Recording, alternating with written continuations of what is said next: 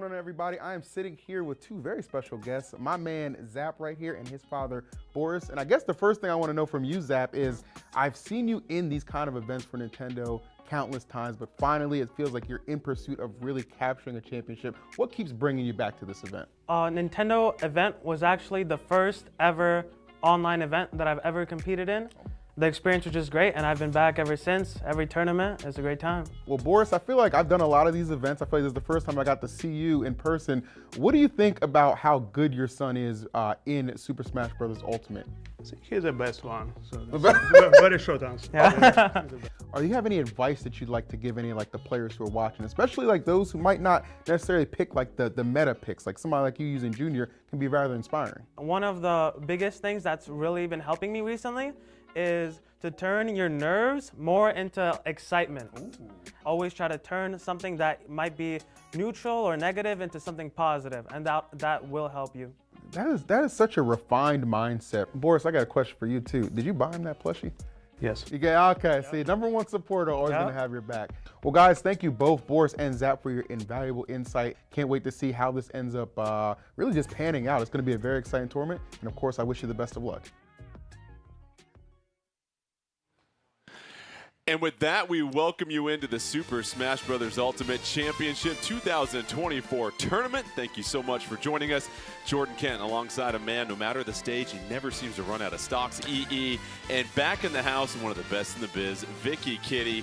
And joining us a little bit later, Charles will be on the Telestrator, breaking down some of the action we're going to see here today. But EE, let's get started with you. As we just saw with you and Zap, you've had a chance to chat with a lot of our competitors today, and just the feeling about this opportunity in front of them here to compete for a championship. Oh, 100%. I mean, the stakes are just added to when you think about the fact that this is for Nintendo, right? Like, this is something that, oh, you see an online opportunity, you compete in it, and you actually take it all the way to the point where you're playing in person. I mean, it's just a big deal. You know, we heard from Zap, we know how motivated and hungry he is, but the same can be said for all the competitors across the board. And Vicky, one thing we've really enjoyed about Super Smash Bros. Ultimate is the fighter diversity. We will see that on full display here today also. Yeah, that's the best thing about Super Smash Bros. Ultimate. You have so many different characters that you could play, and the competitors that are here today are going to be playing a different plethora of characters that are going to be exciting to see on display. Let's go ahead and check out the rules for our tournament this afternoon. No real surprises. 1v1, best of 3, double elimination. It is top 6. We'll break down that bracket here momentarily, but no surprises as far as final Smash meter. That's off, of course. And speaking of these stages, and that's always going to determine a lot of strategy here, here's our stage list. 9 stages. It'll be 7 minutes every single battle, but the stage selection is random, EE, which means there's no counter picks, and of course, depending on what stage comes up, that's going to play a hand in the way that you're going to possibly approach a battle. Oh, look, everybody's going to hold their breath for their favorite stage or their preferred stage, but at the end of the day, like, this is a competitive competition. You should be familiar with every single stage that's available right there. You got 9 selections. Obviously, you know, being random, you never know what's going to come up, but being prepared is the key to victory here. These are all great stages. These are all great players. I expect them to put it together. We've talked about this bracket. Now let's check this thing out because we're going to explain some of the traffic here. Zap and Armadillo are your top 2 seeds. They automatically advance to winners semifinals. Their benefit, they have to win 1 match and they can head to the winners final. Winners quarterfinals, you see Teapot, Ling, Aaron, Rockman. It's double elimination, so whenever you lose your first match, you will head down to the loser's bracket, whether that's in quarterfinals or semifinals. Of course, you can work your way up, and there is an opportunity for a bracket reset in grand finals as well. And so, Vicky, we have covered so many of these tournaments, and you know that it's oftentimes not how you start, but how you finish. It's going to be a battle of just endurance for a lot of these competitors because this is top-level competition and there's not a whole lot of margin for error. Yeah, I mean, it is best of 3s, right? So you only have a few games to be able to figure out what you have to really work into the fact that you're also playing on those random stages. So keeping that in mind and being able to adapt is going to be the name of the game going into this tournament.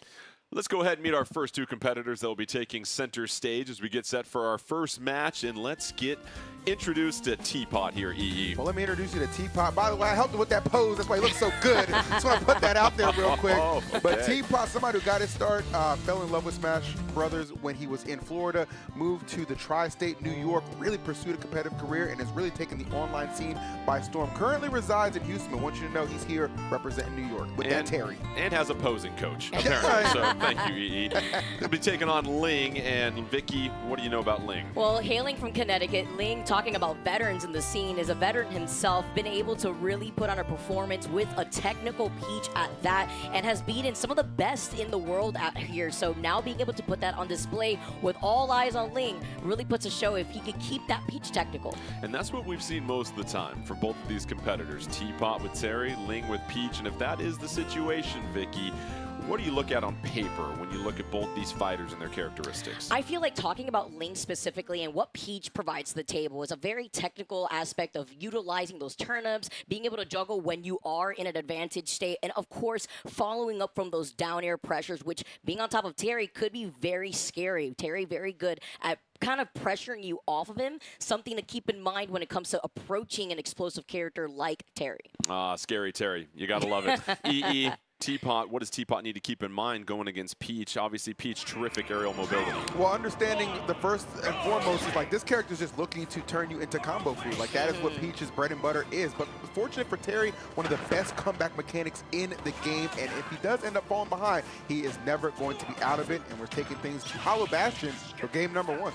And here we are. It was Teapot early on, but already Vicky Ling has been able to get a couple of hits in, and just the combo capabilities of Peach and Ling is something you got to keep in mind. Yeah, especially when you look at what Terry could provide here in a nice little side B here, double side B, the Ling special as I like to see it. So that way not only can Ling come back on the stage, but also was able to pull that winking face. Now we're juggling like we're in the circus here. No luck coming out of shield for Teapot right now. Just both fighters trying to establish neutral here, EE, and it's really been back and forth so far. Yeah, and this is kind of what you expect, right? I mean, neither one of them got here by happenstance, right? This was all skill, all opportunity, and they certainly are rising to the occasion. So a lot of pressure sometimes being that opening match right here in winners quarterfinals, but no doubt they will both rise to the occasion as we see momentarily Teapot taking control of the stage. Let's see if this ledge guard can be appropriate. Yeah, it's Lob City with back-to-back power dunks here from Teapot. Teapot now trying to break that shield. Ling doing an excellent job. No more shield left, and the first KO goes to Teapot here, Vicky. Very scary situation there, too. That's the scary Terry tactic out here, and being able to use that crouching to be able to also closing the distance, very similar to what we usually see from the Peach and the side B, but I specifically love the spacing that we're seeing on display from Teapot. Teapot now with that go mechanic ready to roll here, and EE at this point, how do you balance the offense and the defense when you're sitting at just under 130? Yeah, I mean, if I'm Teapot, I'm thinking like, okay, I know this is primarily a comeback mechanic, but when I'm in the lead, I'm just going to use it to just keep on extending that thing. Rising tackle to recover nicely. Good DI keeps the stock alive. Not willing to take this KO, but really in a position right now, Jordan, where it could go up 2 stocks. Oh, well, not quite there as Ling able to strike and at least keep it at a respectable deficit. And Vicky, that felt critical for Ling because you did not want to yield any more percentage, so able to get the quick KO and almost able to balance things out with 2 stocks left. Ling right now showing a lot of patience trying to fight back on stage. Especially when you have that go gear to worry about here. Love the spacing now being displayed from Ling between these down tilts. Also having to worry about the power dunk here too, but floating all around Teapot space and now has those dot eyes. You see the dot eyes, you gotta watch out if you're Terry. That's a serving of vegetables you don't want to take, and now just trying to get a little bit closer, but now we're seeing Ling really controlling the stage right now. Yes, Ling definitely bringing this all the way back, and I like that too. Really just kind of settling in, right? A character like Terry sometimes can overwhelm you from Jump Street, but when you have the tournament pedigree that somebody like Ling does, yes, you're able to definitely weather that storm. However, hard to weather anything coming through that Buster Wolf, an unforgiving move, and it finds its mark to give yet again Teapot the lead. Can Teapot build a little bit of margin before the final stock? Able to pick up 2 so far on Ling. Now you just want to be a little bit more mindful, Vicky, because you don't want to yield the quick KO back to Ling to tie things up. Exactly, especially when you've had this lead the entire time. You see the safety that Teapot's trying to go for while Ling goes for a high recovery. The golf club isn't going to connect right here with a dash attack and a nice patience play from Ling to avoid being in Teapot's space. Trying to read some of those ledge trapping opportunities. Is Teapot able to get back onto the stage, fighting for it once again? But if you're Ling, EE, you have to take advantage of things now. You have to avoid the double crack shoot too, like just doing that right in your face, fearless on the recovery to get back to the stage. A lot of good, bold plays from Teapot. Wow. Who's really playing with a little bit of house money here. 209, can we make it back? Oh, I don't know. Nice. I like that. That's so smart to just disengage in that situation because the recovery is not going to get you close enough to the ledge to grab it. Sometimes just walk away and don't try to keep it real. So Ling now 41%. Teapot already having to eat a couple of hits there. And Vicky, this thing is nearly tied up. It's all about that damage percentage being tacked on here. Remember the lead that we saw Teapot with from the very beginning, but Ling also has no issue with that damage output as we've seen being displayed.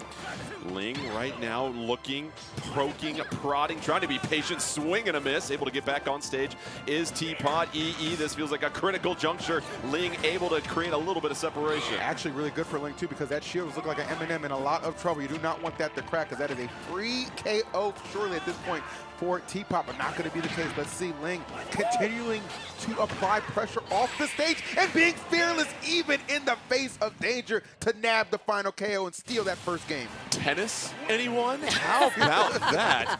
The racket to the face and the comeback there for Ling. Very impressive, Vicky, because when Ling fell down 2-1, you felt like Teapot had all the momentum, but as you said, technical and methodical in the approach to get back into this one. And the punishment that we saw at the very end there from the Power Geyser, a very good utilized move when it comes to an anti-air, which is what you can expect from a Peach floating around your space, except Ling right there, almost with a little juke, right, was able to actually fast fall down and land on the stage and then bait out maybe a potential punish on that float to then get the punish from the Power Geyser that we saw at the very end there. And EE, it felt like Teapot wasn't able to take advantage of some punish opportunities late in that set in particular. So where do you see the biggest adjustment if it is the same two fighters once again? Well, I'll tell you what, Smash is a game that requires you to just act so fast. And you have to be so efficient with your decision-making and your punish game. No time to really second-guess yourself. I would like to see a lot of just straight-up commitment. You know, trust your gut right in the moment because there are, as you said,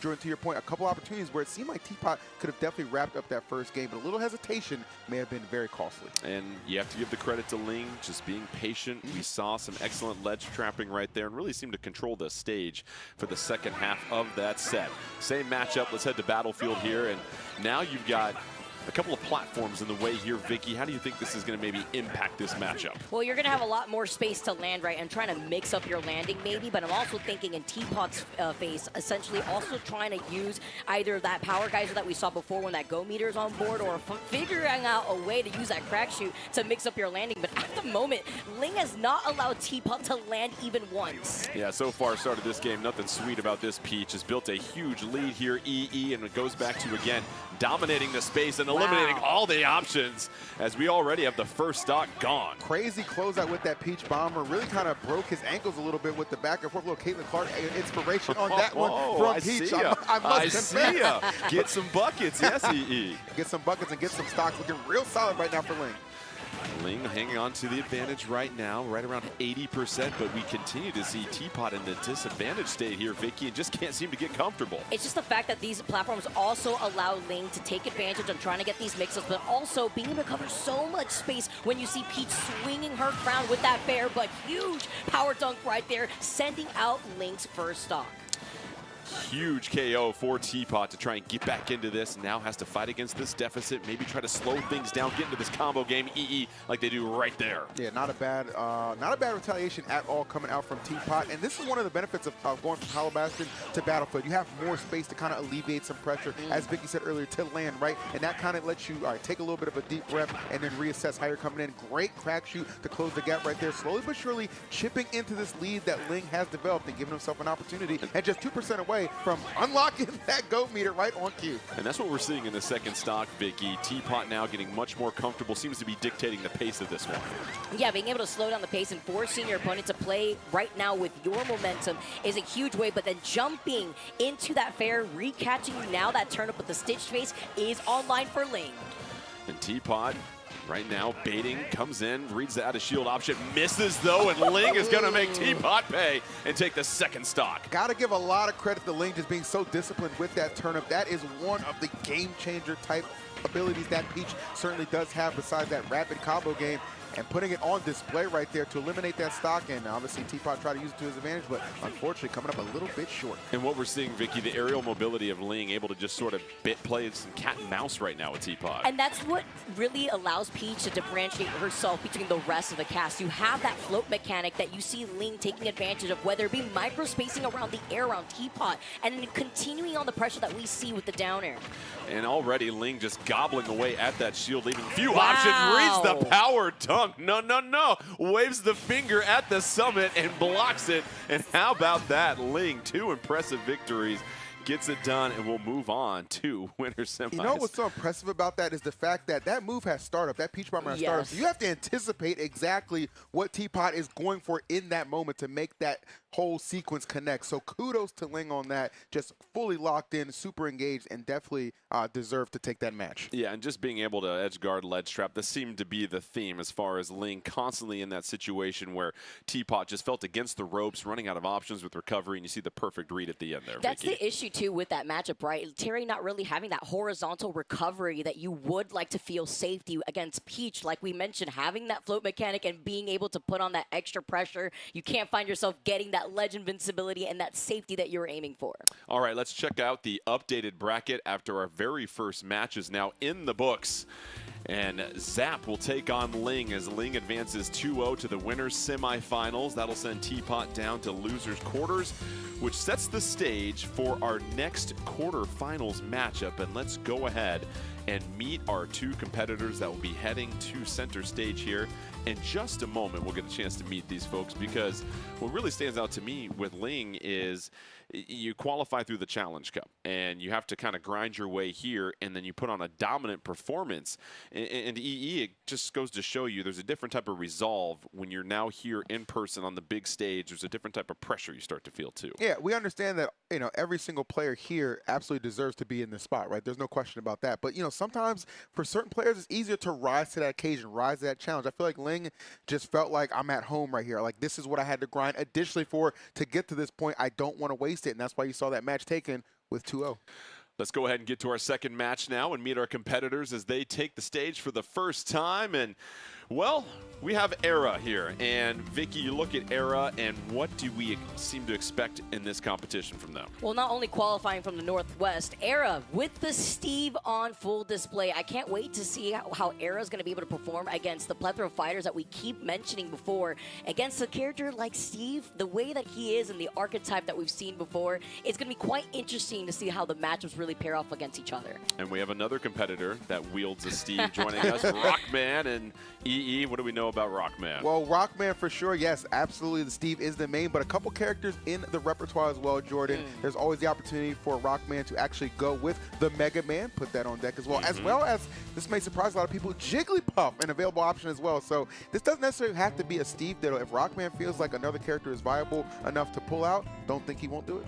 Obviously, Steve has been the talk of the town in a lot of competitive circles here. And Vicky, let's go ahead and give you the first crack at the analysis of that. What makes Steve such an intriguing matchup and such a difficult fighter to master as well, too? Well, looking on the other side specifically at Rockman, Rockman is a player that loves to get analytical, really dives into the nuances of Steve. So if you play Steve against a player like Rockman who's really studied the character, also being able to play that fighter too, you know that you're not going to be able to get away with any sort of gimmicks here, even if you have to build a block to avoid that ledge.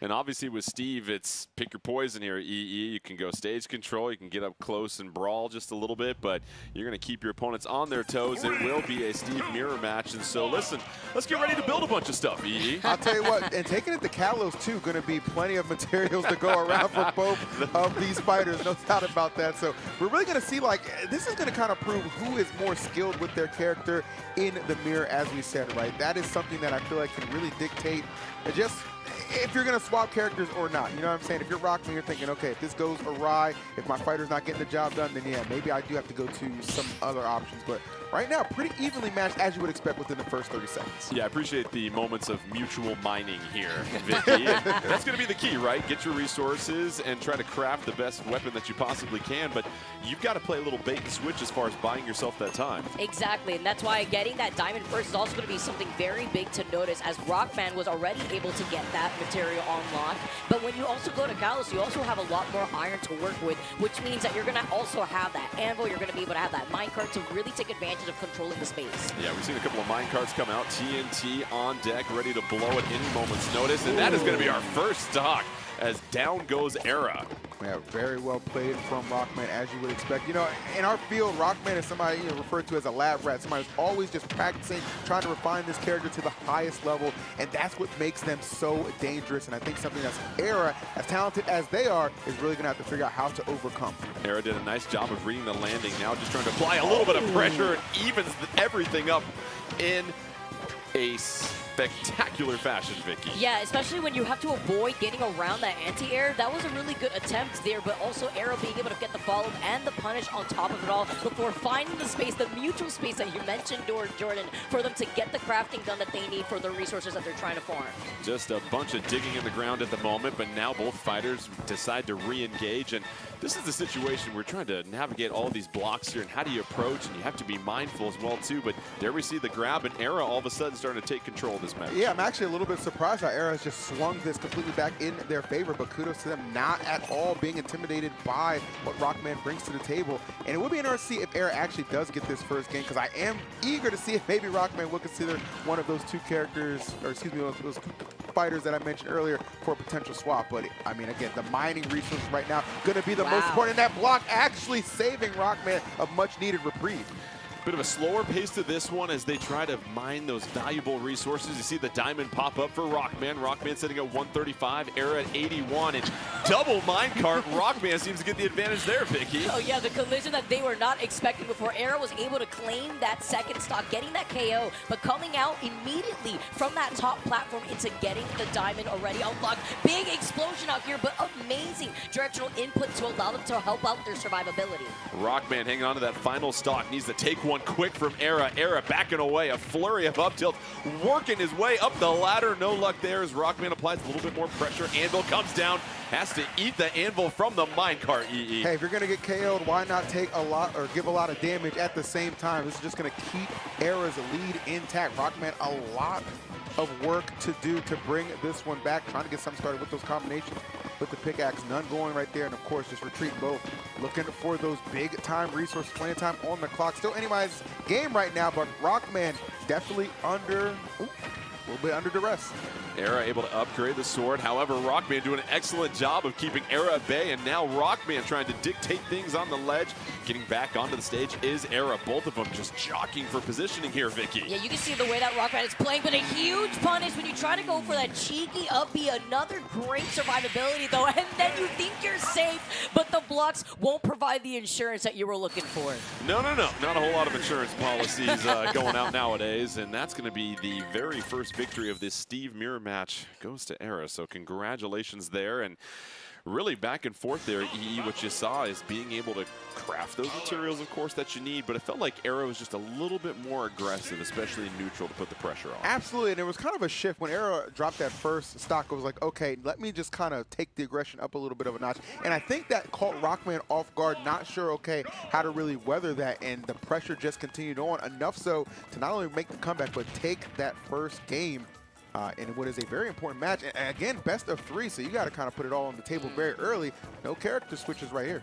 And Vicky, let's go ahead and shrink the stage, throw on some plats, and now that's going to change up a few more things for both competitors. Yeah, when you're on Town and City, you also could find yourself, as Steve, being able to mine some more wood and dirt. So that's something to keep in mind with the way that you're also going to have these high ground up Bs to go for that high recovery to utilize those platforms, EE. Yeah, no doubt about that. And I like what we're seeing right off the gate, just a very even footing. But this was kind of the tail of the tape for the last game. We know how that started off. So Rockman, I'm really going to be looking for a big time response immediately. Watch that TNT. Nobody wants to get that detonated on them. Oh, and the minecart is taking them off the stage a little bit. Good positioning right now for Rockman. And now both fighters just trying to be a little bit strategic as far as when they can approach. They are souped up with gold and diamonds. They got everything a burglar wants at this moment. But now here comes the minecart.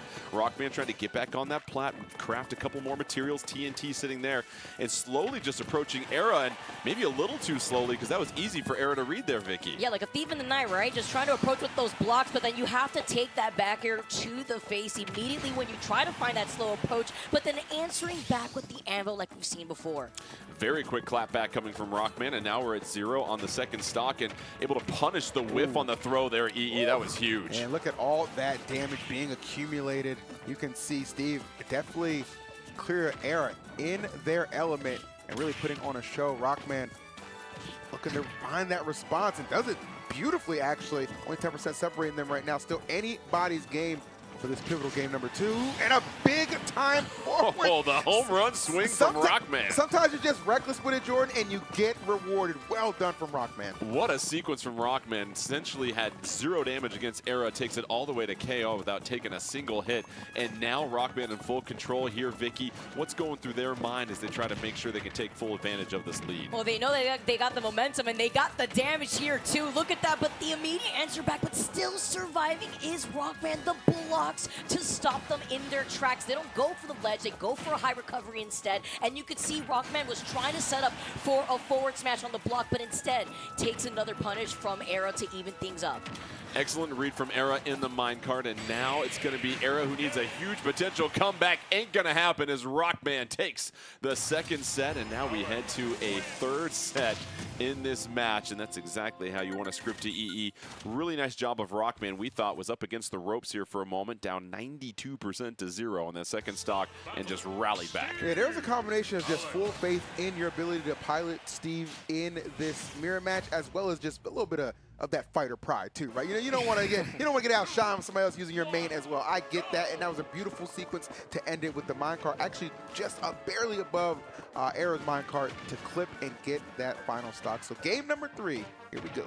Here we are at Small Battlefield now. Again, it's a smaller stage here, Vicky, and it felt like Rockman enjoyed that because Rockman all of a sudden flipped the script and started to apply a little bit more pressure, and early on now has the slight advantage as they continue to craft for more materials, being a little patient, almost a gentle person's agreement here as they wait to approach one another. That's been my surprise looking at this matchup. Sometimes you have to keep your eye on that timer, but it's just been full throttle, very aggressive between Era and Rockman, and even seeing the way that Rockman's trying to safely keep Era off to the ledge here, was able to also craft that diamond just because of that small downtime. Era was just having problems trying to land here. Barely a shield. Finally able to get Rockman off of them for just a little bit. Rockman now waiting for that gold or that diamond. Era, minecart comes through. Rockman able to read it. Era barely able to hang on here, EE. Yeah, kind of a similar situation that actually ended up winning them the previous game. Not going to get that KO, but definitely putting them in a prime position with this percentage lead. I mean, 140, that is a scary territory for Era to be in right now. Needs to be incredibly careful on all of these approaches. Era doing a nice job of avoiding the minecart coming out from Rockman. Now just trying to throw, and that grab, that whiff is going to be punished, Vicky. This is the third time that we see that aerial cart actually land, and that's going to be something to keep your eyes on as this set continues to go on, because it's catching Era off guard every single time, and with these platforms, you could expect that to happen more often.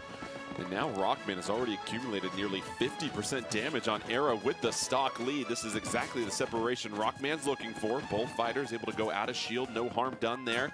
Now you see Era trying to provide a little bit of protection as they craft. Rockman taking their time as well, too. It's going to be a battle of supplies. Who's going to have the best minerals here, EE? Yeah, I mean, really, when you just look at the position that Rockman finds themselves in, the fact that you're up an entire stock, that is just huge for your resource management. And Era absolutely knows that. Needs to find a quick response, or no pun intended, it's the end of an Era.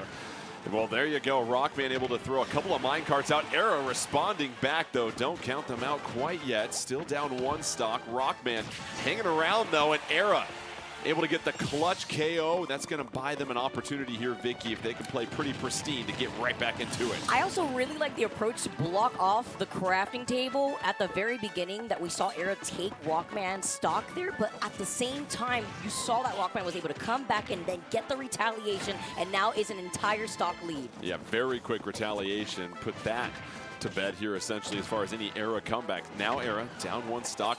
Excellent defense against the minecart. Trying to read another one. Crafting those minerals, as we said before. Trying to get back to the table. Doesn't have gold or diamond. Rockman sitting pretty. And so far, it's Era that's slowly trying to get back into this. Rockman trying to put a lid on it, EE. Yeah, there's a lot of aerial footstool attempts, too. Something that Steve is definitely vulnerable for. So I'm keeping an eye out for that. Could very well result in a potential comeback here for Era.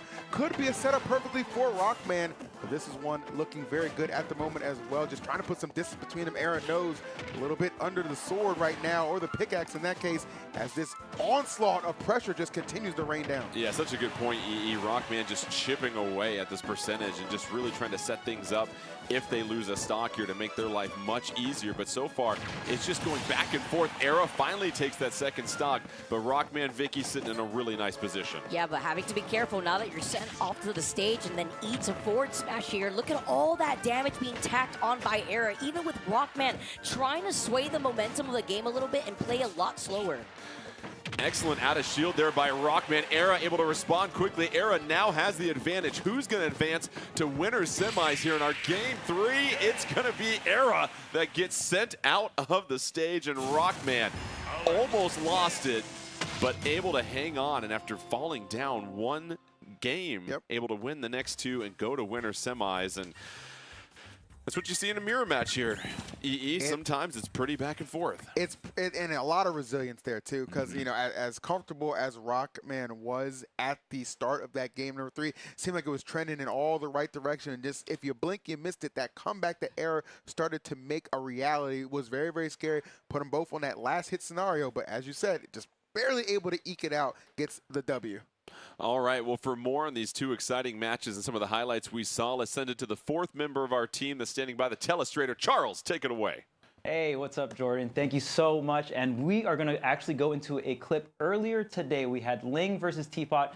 Very fun matchup to watch, Terry versus Peach, and we're going to break down one of the corner situations that Ling actually used to close out game 1. Now, Ling's main strategy didn't go too far away from the stage, mainly kept a lot of the pressure here in the corner, especially the ledge trap, and we're going to actually hit the pause button here because this is a lot of different types of turnip setups that Ling is using, and this one particularly is so strong. Items are so great because you can go ahead and Z-drop them and cover so much different areas in these ledge and offstage situations. So Ling just goes ahead and is going to Z-drop this turnip down here and then rise up with the back air here to just cover this entire area with that hitbox, right? So Ling is doing an amazing job of covering all these different options because a lot of the fighting game characters like Terry don't have great recovery options. So we're gonna go ahead and play the clip and see what Ling does after the coverage. So amazing tech from Teapot, and we're actually gonna pause it right here and rewind it a little back. So after the trade, Ling is actually in the air, so we're going to pause it right here and actually uses the downer. So Teapot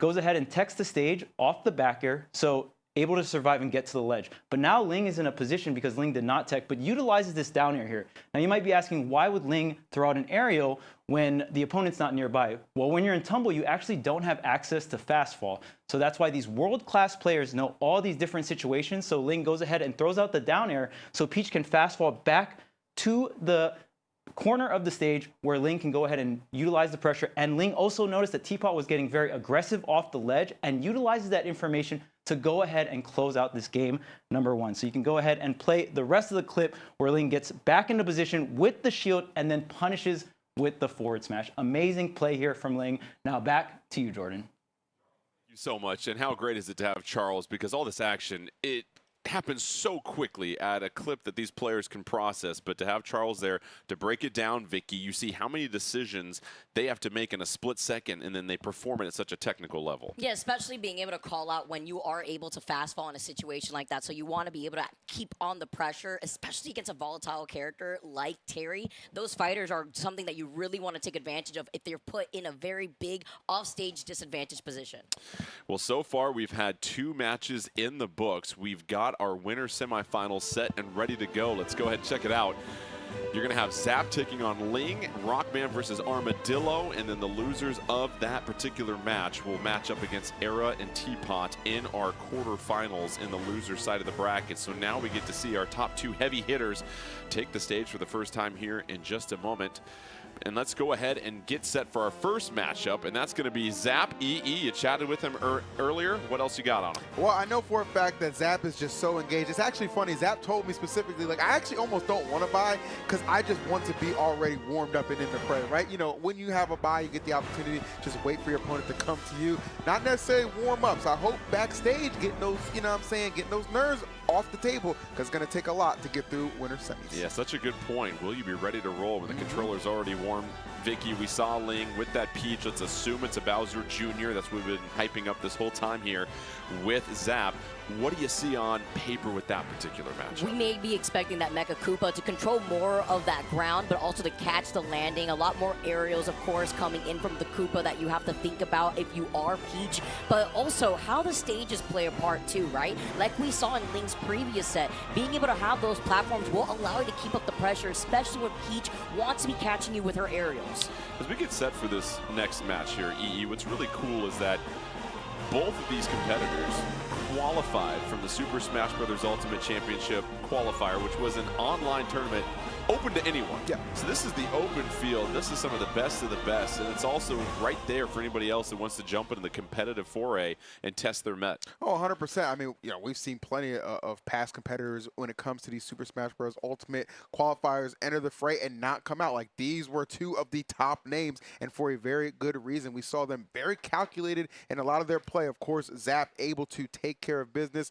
We got the pleasure of commentating that a couple months ago, of course. And then Ling getting it out the mud a little harder, but absolutely showing up. This is what we love. No surprises when it comes to the fighters here. Bowser Jr. taking on Peach. It's Zap. First action of the day. One of the top-ranked competitors coming into this, and it's Ling, who's already warmed up with a 2-0 victory, cruising to winner semis. And early on, Vicky, when you think about Bowser Jr., it's that clown cart and intangible hitboxes. Absolutely, and you see that we are starting off on Pokemon Stadium too, so you got some space to work with. You could juke them out if you try to jump into the air, try to control more of those spaces on those platforms, but also the backer that we see from Bowser Jr. is something that we can know when it comes to Ling trying to figure out a way to approach.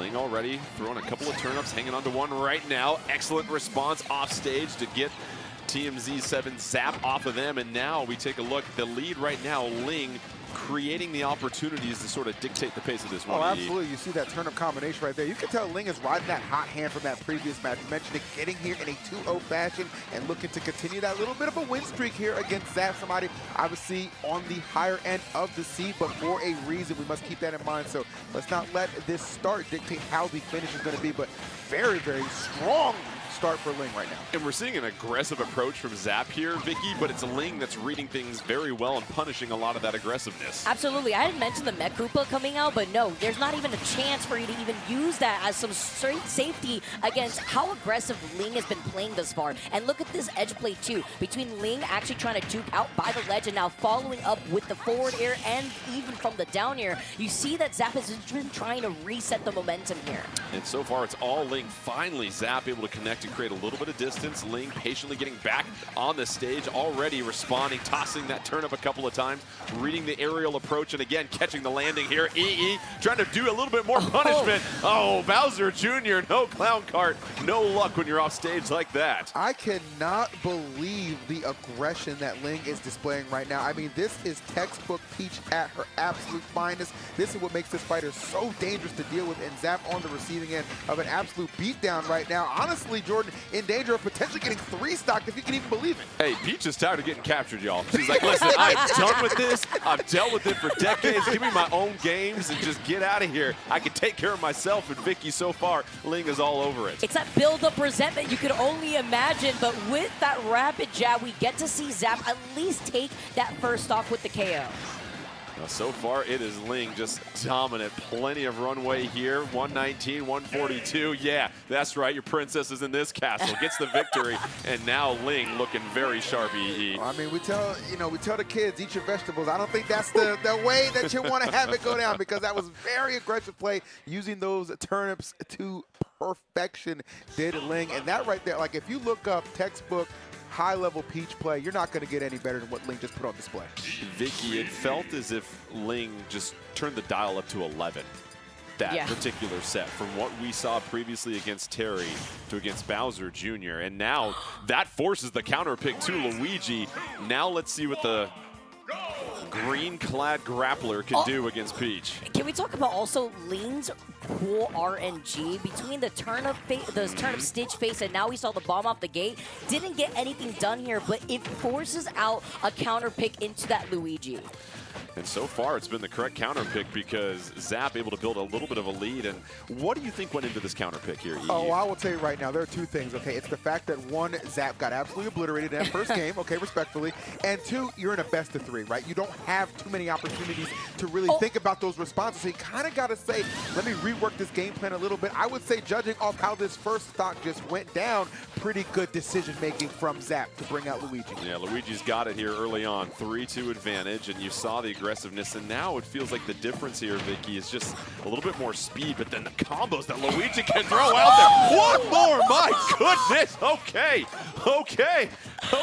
Zap with the 3-1 lead, and now that completely changes things here, Vicky. That's what it has to do with the Luigi. You are put into the blender of all the combos that are possible here with this fighter, and you have to think about that plunger, the grab that comes into play as he gets another one now. We've talked about textbook EE. Luigi went to the library and got his own edition because just putting on a clinic right now in this second game, that's going to be one stock taken by Ling, but a whole lot of work left for Ling and Peach. Absolutely, that Toad able to slow down some of that momentum that Zap is clearly just trucking through with, but I'll tell you what, this might be the best advertisement for that new Luigi's Mansion game I've ever seen on display right now, Jordan. It is a clinic, and it continues to be as Ling falling to the Luigi from Zap. What a play to pull it out. If you blinked, you missed it. How about that? The counter pick. Vicky, you oftentimes don't see it work that well to perfection, but that was Luigi. The floors were clean because everything just got mopped up right there. They're clean up on aisle 3 out here because that was absolutely crazy display from Zap. But that also highlights the importance with a roster as big as Super Smash Bros. Ultimate, what these different fighters provide and how important it is to have a counter pick.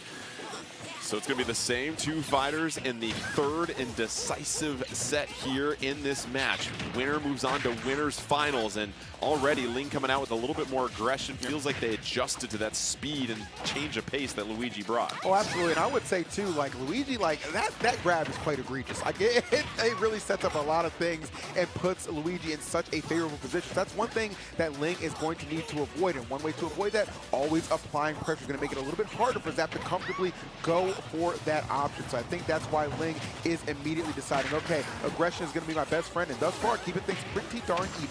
And it is rather even, but now it's Ling with the advantage, just trying to keep Zap off the stage. Zap trying to recover, getting hit by another turn up. The precision, yeah, order up, Vicky. Honing in with that turnip, but also something to take advantage of when it comes to Luigi. A lack of horizontal recovery, and with Peach having those turnips, you want to be able to take advantage of that, and now you have that slight lead.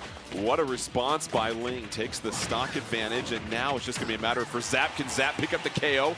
Unable to get it there. Ling just trying to fall down to earth. That floatiness of Peach sometimes working against her, but gets right back on this stage and starts racking up some damage, EE. I think FD for a stage pull here was absolutely fantastic. No platformers to worry about. Peach is absolutely able to do her thing, just get those combos going. And you see still plenty of space being provided too, right? So you can alleviate a lot of that pressure that Luigi loves to bring to the table. Ling right now really running away with this pivotal game number 3. And Zap got to figure something out quick, fast, and in a hurry.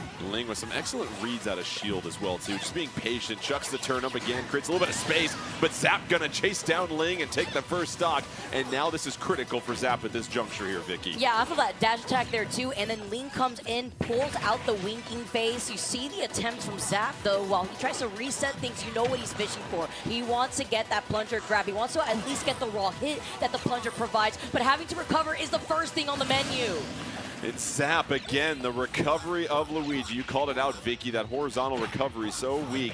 Unable to help out in that situation. Down to the final stock, however, starting to get one of those combos. Ling just trying to get out of the clutches of that combo potential. Finally responds back here, EE. Yeah, well done. One of the things that, Luigi's just so good on stage, but as you guys pointed out, off stage it's a different story. That Cyclone being met with some good counterplays from Ling, not rushing into anything, kind of letting Zap swing first in a lot of these exchanges and really just being there to capitalize stabilized. Just amazing turnaround from what we saw in that second game. Got to give a lot of credit to Ling right now. And Vicky, so aggressive, just trying to get the grabs here is Zap, not worried about any of the cooldown or leaving themselves open for punishment from there, and Ling able to keep the spacing very well right now. Yeah, especially when you're at 75% looking at Ling. You are at KO percent here, and Ling knowing that is just keeping up the safe pressure onto Zap, but you have to be careful how you utilize those side Bs. When you find yourself on the other side of Zap, he's going to take advantage, get that grab, and get that back air. And that's what Zap was fishing for, but now Zap sitting at nearly 110. Really can't take too many more hits. Eats another one. Ling trying to close this out, floating, chucking the turn up. Can Luigi recover? Yes, Zap back on the edge, falls down again, takes the turn up. This is going to be tough. And how about Ling having to go back and forth and deal with two different fighters here? EE adjusts just in time and marches their way to winners finals. Ling was just so precise at just the edge guarding with the I mean, basically Ling with the ding, the way he continued to nail those turners perfectly and make it that much more difficult for Luigi to recover. Brilliantly played on their part in a hard-fought victory. Vicky, what was the difference that you saw with Ling from the second set to the third set? Because Luigi made really quick work of Ling in that second set, completely different story in the third one. I think the stage played a very big part of it. EE had mentioned it before, actually, that you don't have those platforms to reset your recovery, something that Luigi does need to really work out on because of that lackluster horizontal recovery, as we saw on display. Makes it a lot easier for Ling to be able to utilize those turnips to get that snipe if you have to be able to find that ability to get that quick hit to then help reset the recovery. And that's where the RNG of the random stage selection comes in. I imagine that would have been the counter pick as far as the stage if you are Ling. A gift-wrapped stage helps you win the third set and the match. Let's go ahead and check out the bracket after that one. A very exciting matchup between those two, but Ling on their way to winners finals. That means Zap will take on Era in our first losers quarterfinals, but that'll set the stage for our next winners semifinals as we get to see Rockman and Armadillo, and Rockman EE to just play off of them just a little bit further.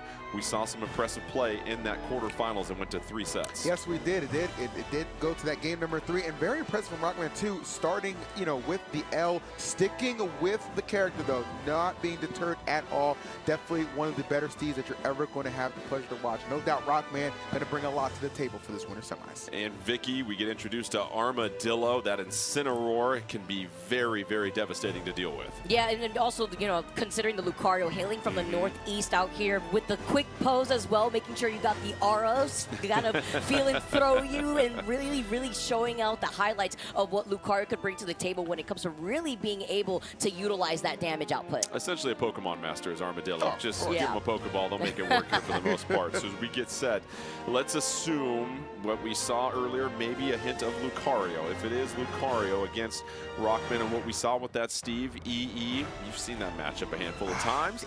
It's two separate mechanics, two very unique fighters that have to play to their strengths. It's so interesting because it can be so volatile. You have a character, you know, like Steve that obviously, like, just right from jump can already be threatening. On the side of Lucario, this is a fighter that really benefits from taking a lot of damage. So you can be in a situation where maybe Steve is chilling at 30, you're chilling at 120, and guess what? You're more likely to get the KO first, just given that boost you get off of that very potent and powerful aura.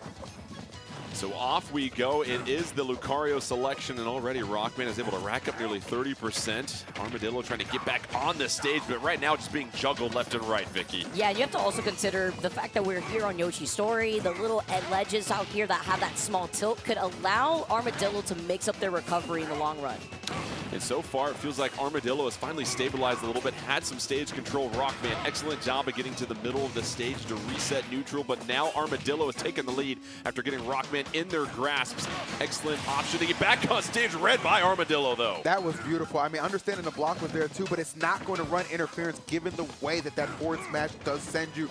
Beautifully played by Armadillo in a really solid spot at the moment too, and that's really going to force Rockman to respond and have to probably try and throw out a lot of those stronger hits from jump because, again, as I said, Jordan, the aura only making Lucario that much more dangerous. Yeah, the fighting steel type just punching its way all through the materials and making a lot of things difficult for Rockman. Rockman doesn't have the patience right now, Vicky, or the time to build up the repertoire. We'll get it there as Armadillo takes a KO. It was unfortunate right there, but you know, it does happen. You just have to go in for a mental reset here. You can see already with Armadillo coming in from that top platform, already swinging, but taking so much percent here.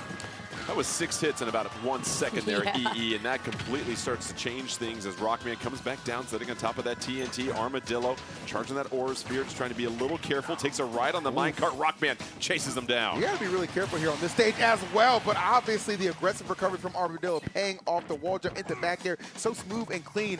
The sides of this stage a little bit more closer together, so that's definitely gonna allow those KOs to maybe fly a little bit faster. But in the case of Armadillo, hey, that's to their benefit, my goodness. And Armadillo now juggling Rockman. And how about this response here, Vicky? Oh yeah, even getting that one single hit of the charge up Aura Sphere into potentially maybe fishing for a forward smash. But you saw, even with all those straight hits, it isn't the same damage output from a fighter like Steve. Still being able to claim that second stock and KO. Rockman able to respond. We're down to the final stock here. We've seen how quickly both these fighters can rack up the damage, and now they're being a little bit more patient, a little bit more precise here, EE. That's what you have to be. These final closing stocks can determine a lot. That game number one being so people love that pivot grab. Fantastic. You're seeing these throws being put out right now by Armadillo. 107 right now for Rockman, but really not in danger of taking a KO given how low in percent that Lucario is momentarily. Armadillo just trying to avoid all of those up airs, just does not want to get juggled at this moment. We know that can be precarious here. It's a slight advantage for Armadillo. Here comes the anvil. Armadillo creating a little bit of space, but how about the dash coming in from Rockman? Yeah, with the fact that Armadillo also has that aura charged up on this final stock, you can see Armadillo having to be careful with the card. Tries to go for a high recovery. Very cheeky though, is able to dance around the TNT. But something to note is that Armadillo has been trying to condition for a forward smash, but the up smash from the Steve, welcoming him into his open arms, so he is magnetized towards that up smash. It is wild how that can grab some folks in front of you. That up smash is just going to sneak up on you, and EE, you say it with a chuckle, just an unbelievable finish to that one by Rockman. It was, because Rockman was like, okay, forward smash, block, and obviously, if you're Armadillo, you're thinking, okay, my forward smash is going to do some damage here, but then gets scooped up, to your point, Jordan, by the up smash from Steve. What a way to end it, but talk about being clutch down the stretch. Well done, Rockman. We'll have the same matchup here, Steve versus Lucario, as we get set, and now it really doesn't feel like there's too much you want to change from that previous set there. Vicky, it was pretty even, and who do you think benefits from a little bit more real estate on this stage here? Well, the Hollow Bastion, you can see the way that Armadillo is trying to not give Rockman that space, right? We see the pressure off the very beginning of the gates opening here, and this is how you have to really take advantage of the active hitbox that the Charge Aura Sphere does provide to a fighter like Lucario.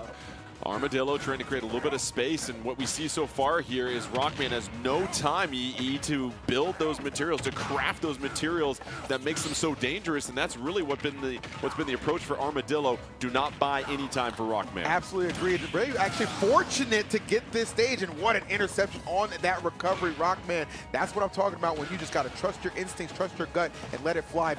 Beautiful reward right there to get that first stock off and maybe continue to do something strong with this minor lead. Just a quick offstage option there for Rockman. Picks up the first stock. Armadillo trying to respond, but it feels like Rockman able to stay alive here, Vicky. That is huge, because now you can just get back on the stage and try to rack up some more of that damage. And look how aggressive Armadillo had to get to even put Rockman in that situation. Whoa! But the double whammy off the pickaxe, and then Rockman with the shimmy shade, matrixing his way all the way up to the ledge before the back air claims that first stock. What an unbelievable recovery by Armadillo, though. We thought down and out for a second by nearly a couple of pixels, it felt like. EE able to get back on the stage, pick up the KO, and that's changed a lot here. Yeah, that extreme speed, more like extreme length, the way it was able to get back to the stage, that was insanity. Well done. And now kind of trying to pick up where they left off with the anvil, intercepting. And again, this being a smaller stage, you're not going to get as much chances to survive moves like this. Rockman moving into a prime position toward to potentially get a 2-0. Rockman used anvil. It was super effective. Now has the one stock advantage, and at this point, Vicky, you're just going to rack up the damage. Why not juggle? Why not use the up smash? Almost got it near the top of the stage.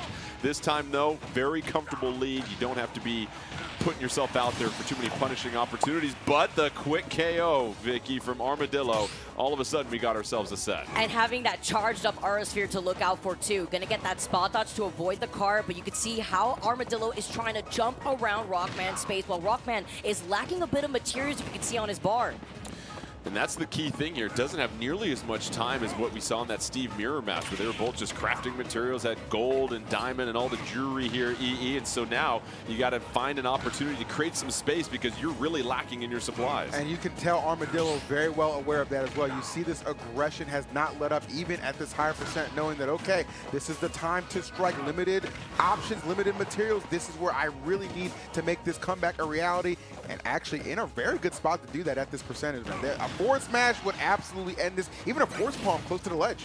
Can Rockman craft a path to winners finals, or can Armadillo force this game 3? Armadillo trying to find the opening, but no, Rockman reads it, and it's Rockman 2-0 on their way to winners finals. Vicky, the patience in being able to just understand when those tiny windows pop open. Tip of the cap to Rockman. You want to take advantage of the fact that Steve has that length, because when Armadillo with Lucario is on that last stock, we keep mentioning Aura, right? That comeback factor that Lucario has, but then you also have to imagine how big of the hitboxes all of Lucario's moves get, so you have to space that out, and that was great patience being displayed by Rockman. And that seems to be the word right there, EE, was patience that we saw from Rockman. I mean, Lucario was really trying to pick up the pace of this particular set and try to force an opportunity for Rockman to be out of supplies. Rockman, really nice job just waiting for the opportunity. Yeah, the fact that they were able to stay so calm in that situation down to the wire, I mean, that's very impressive to me, especially when you consider the fact that a lot of that pressure coming from Armadillo is because I'm at that higher percent. This is where Lucario can strike and take advantage. But, hey, kudos to Rockman. Just a little bit more calculated when it counted. Two great matches. For more on the breakdown, let's send it to our fourth member, Charles, who's standing by. Charles, take it away. Thanks, Jordan. All right, so we're going to go into another clip with Ling now edge guarding Luigi. So this is Zap on the Luigi here. We're going to start this clip up, and this is a very interesting strategy because Luigi doesn't have as much of a great recovery as Terry. So we're going to go ahead and pause right here. So now Ling, you see, instead of the pressure being more towards this ledge, just really bringing it out, especially with the turnips. Whenever your character can spawn an item, it can be used very, very useful off stage, especially against a character like Luigi who doesn't have the greatest recovery here. So right here to start things off, Zap actually comes in with the directional air dodge to try and save resources. The double jump is the main resource you want to save off stage. So Zap tries to do that with the directional air dodge. Ling instantly punishes with the turnip toss. Now Ling has to account for the double jump in this next scenario. So Ling actually sets up another turnip for exactly that. So we're gonna go ahead and play the clip here. Zap gets into position. Now we pause here and rewind it just a bit here on top of the turnip clank. Now the reason why this turnip clank happened, now Luigi's love to use their double jump, to actually use double jump plus the side B to get a little bit of a boost to try and, Luigi just needs to get into this area. As long as the side B comes up and then Luigi sinks, Luigi has a very, very good up special to the ledge. So Ling knows exactly that. You can actually body block with your fighter, so your fighter can get hit by the side B to prevent Luigi from coming in with that green missile, right? But since Ling has a turnip, Ling actually just uses the turnip instead of the fighter. So we can just rewind the clip a tad bit more and just see Ling utilizing that turnip against the green missile here. Just like that. And because of that, Zap has no resources. From this position, the up special is very steep and vertical for Luigi, so the only chance of possibly getting back is trying to go for a directional air dodge to the ledge here, but Zap not close enough. Excellent edge guarding coming out from Ling. So that's going to be it for this segment. Right back to you, Jordan. Charles, thank you so much. And again, just all the things that you have to read sometimes when you're especially off the stage there, Vicky. And really what we're seeing from Ling, you said at the top, that's the theme. Very technical play from Peach. And let's check out the bracket here before we break that down a little bit further, because we have our winners finals all set at this moment. It's going to be Ling versus Rockman, and then our losers quarterfinals are ready to roll here. But Ling versus Rockman, a Peach versus a Steve. And what's interesting is both of these competitors came through on the Challenge Cup. So it wasn't necessarily winning the first time through in a qualifier, EE. Sometimes you got to stay through it. We'll get to Ling and Rockman here in just a second, because we're going to start on the losers quarterfinals. Zap versus Era.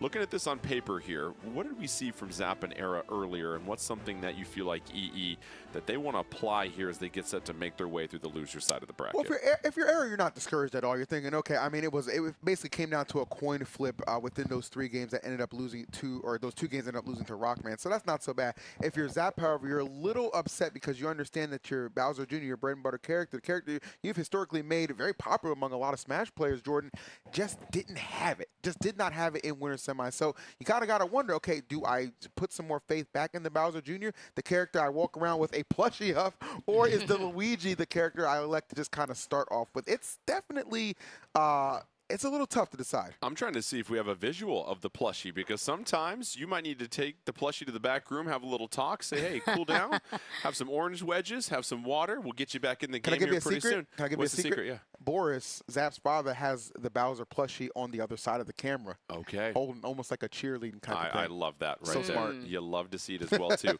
You know, had that Luigi and looked like they had a chance there, and there we go. Put it, okay. Hey, there you go. Well, earlier, your secret is ruined, my friend. That's why I don't tell secrets. Unbelievable. All right, we've got Zap versus Era. This time they're both fighting for their tournament lives as we begin losers quarterfinals, and already it is Era out to a shocking start, racking up nearly 75% here, Vicky. Yeah, you're on Talented City too, so you got all the space so that way you could be able to get the materials that you need if you're looking at Steve. But also, I like the aggression that we're currently witnessing from Zap. Sometimes you have no other choice than to close in that gap to prevent Era from setting up with those blocks. It feels like Zap was able to settle down just a little bit after that opening onslaught, but Era doing a fine job of buying themselves some time to craft some materials, and really, EE, we're not seeing that aggressiveness from Zap to try and put that pressure on Era. Yeah, it's very interesting to see Zap almost a little bit more reserved in some of the offensive decisions, right? Like, we know that Zap just loves to rush people down and just overwhelm them, but maybe just wanting to settle in a little bit. Steve, obviously one of the more dangerous fighters out there, as you see with that back air, able to take and claim that first stock. But you know what? This is still going to be a very competitive losers quarterfinals, so I'm not willing to count anybody out just yet. Era goes ahead and picks off the first stock of Zap, and now Zap doing an excellent job of trying to respond. And here it is, Vicky. Finally, a little bit more aggression from Zap, and rewarded for that. Yeah, you saw it with the combination of the clown cannon. You saw the back air attempts coming in as well from Zap. You have to get aggressive, but you're also seeing a lot more in this matchup. The Mecha Koopa is really helping out closing that space, but also forcing Zap to do something. But look at all this damage, taking Zap all the way to the top from Era.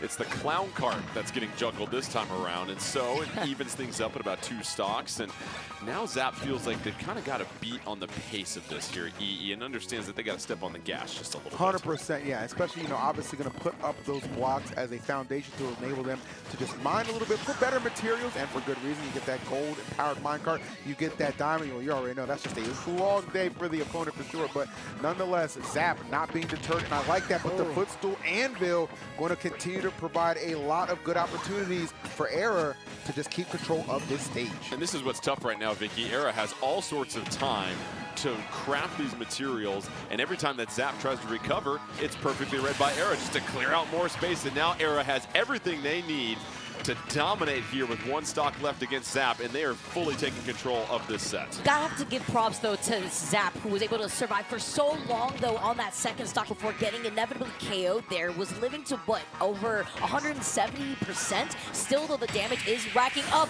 And then the back air to try to close things out. Living, though, is going to be Zap and having to go cheekily around the blocks. There you finally see another stock picked up by Zap. Nice little read, but this is going to be a lot of work with not a whole lot of space left here. Now, all of a sudden, the Mecha Koopa doing a little bit more harm than help, and that brings Zap to 127 EE. Yeah, this is very scary to be facing a Steve at this kind of deficit, and obviously Zap understands that, plays this character at the highest of levels, but right now just really find himself in an almost unwinnable situation. Gonna survive that, but I like the anti-air with the minecart from Era. Just really having a good beat right now, Jordan, on all the approaches from Zap. And that's the thing, Vicky. It feels like Zap just can't land safely at all. Can't even get the wheels on the ground before Era's all over them. And if you're trying to force a landing, you're also just trying to play on the side beyond the blocks in front of Steve. You have to worry about that minecart before Era is able to take that first game. Era snatches it, and really what we saw, EE, we keep pointing it out, everything seemed to change after they lost that first stock, and now you just got into this pattern of, okay, I'm going to send Zap off stage, I'm going to craft, I'm going to send Zap off stage, I'm going to get some more materials, and it just never felt like Zap seized control in the second half of that. I'll tell you what, and what's worrying me too is as dejected as Zap looks right now. Looks a little defeated, but you know, you just have to understand, hey, if I still have a game, I still have an opportunity, I still have a chance. There's no reason to be down on yourself. Obviously, you're playing Era, who has proven to be an amazing player in their own regard, playing one of the best fighters in the game. You just have to rise to the occasion and maybe looking for a spark with that Luigi again. Last time, it provided a spark and a very quick victory in the second set. Let's see if Luigi can do it again this time. However, having to navigate a few more obstacles in the way. Era sends the minecart, followed by a couple of more hits, and all of a sudden, we're at 60%, Vicky. Yeah, you're feeling the pressure now here, too. This is a potential last tournament game that you have if you're looking at TM7 Zap. And you can see the way that he's able to change around the Luigi. If maybe he can find that spark, but not being able to do attack on damage until right now. Getting that grab is where you're going to see Luigi excel. Anvil comes down, though, and already takes the first stock at just 104. That was critical E. I got to question that, DI. I did not expect that to be a KO, so that's going to put Zap in a major hole, and he's going to have to work that much harder to make this win a reality. But meanwhile, you can see Era seemingly just sensing victory, only 2 stocks away, really trying to apply a lot of pressure and doing just that. And Vicky, you wonder if you're Zap, why not take care of that crafting table when you see the gold and the diamond sitting there for Era? Now all of a sudden, Era's upgraded to diamond weapons. That's going to put even more pressure on Zap. It's a lot faster than you may think here, too. You know, you close your eyes for just a second, just to blink, and you may be able to find him with the diamond already, but a beautiful punish with the Luigi uppercut to be able to get that stock.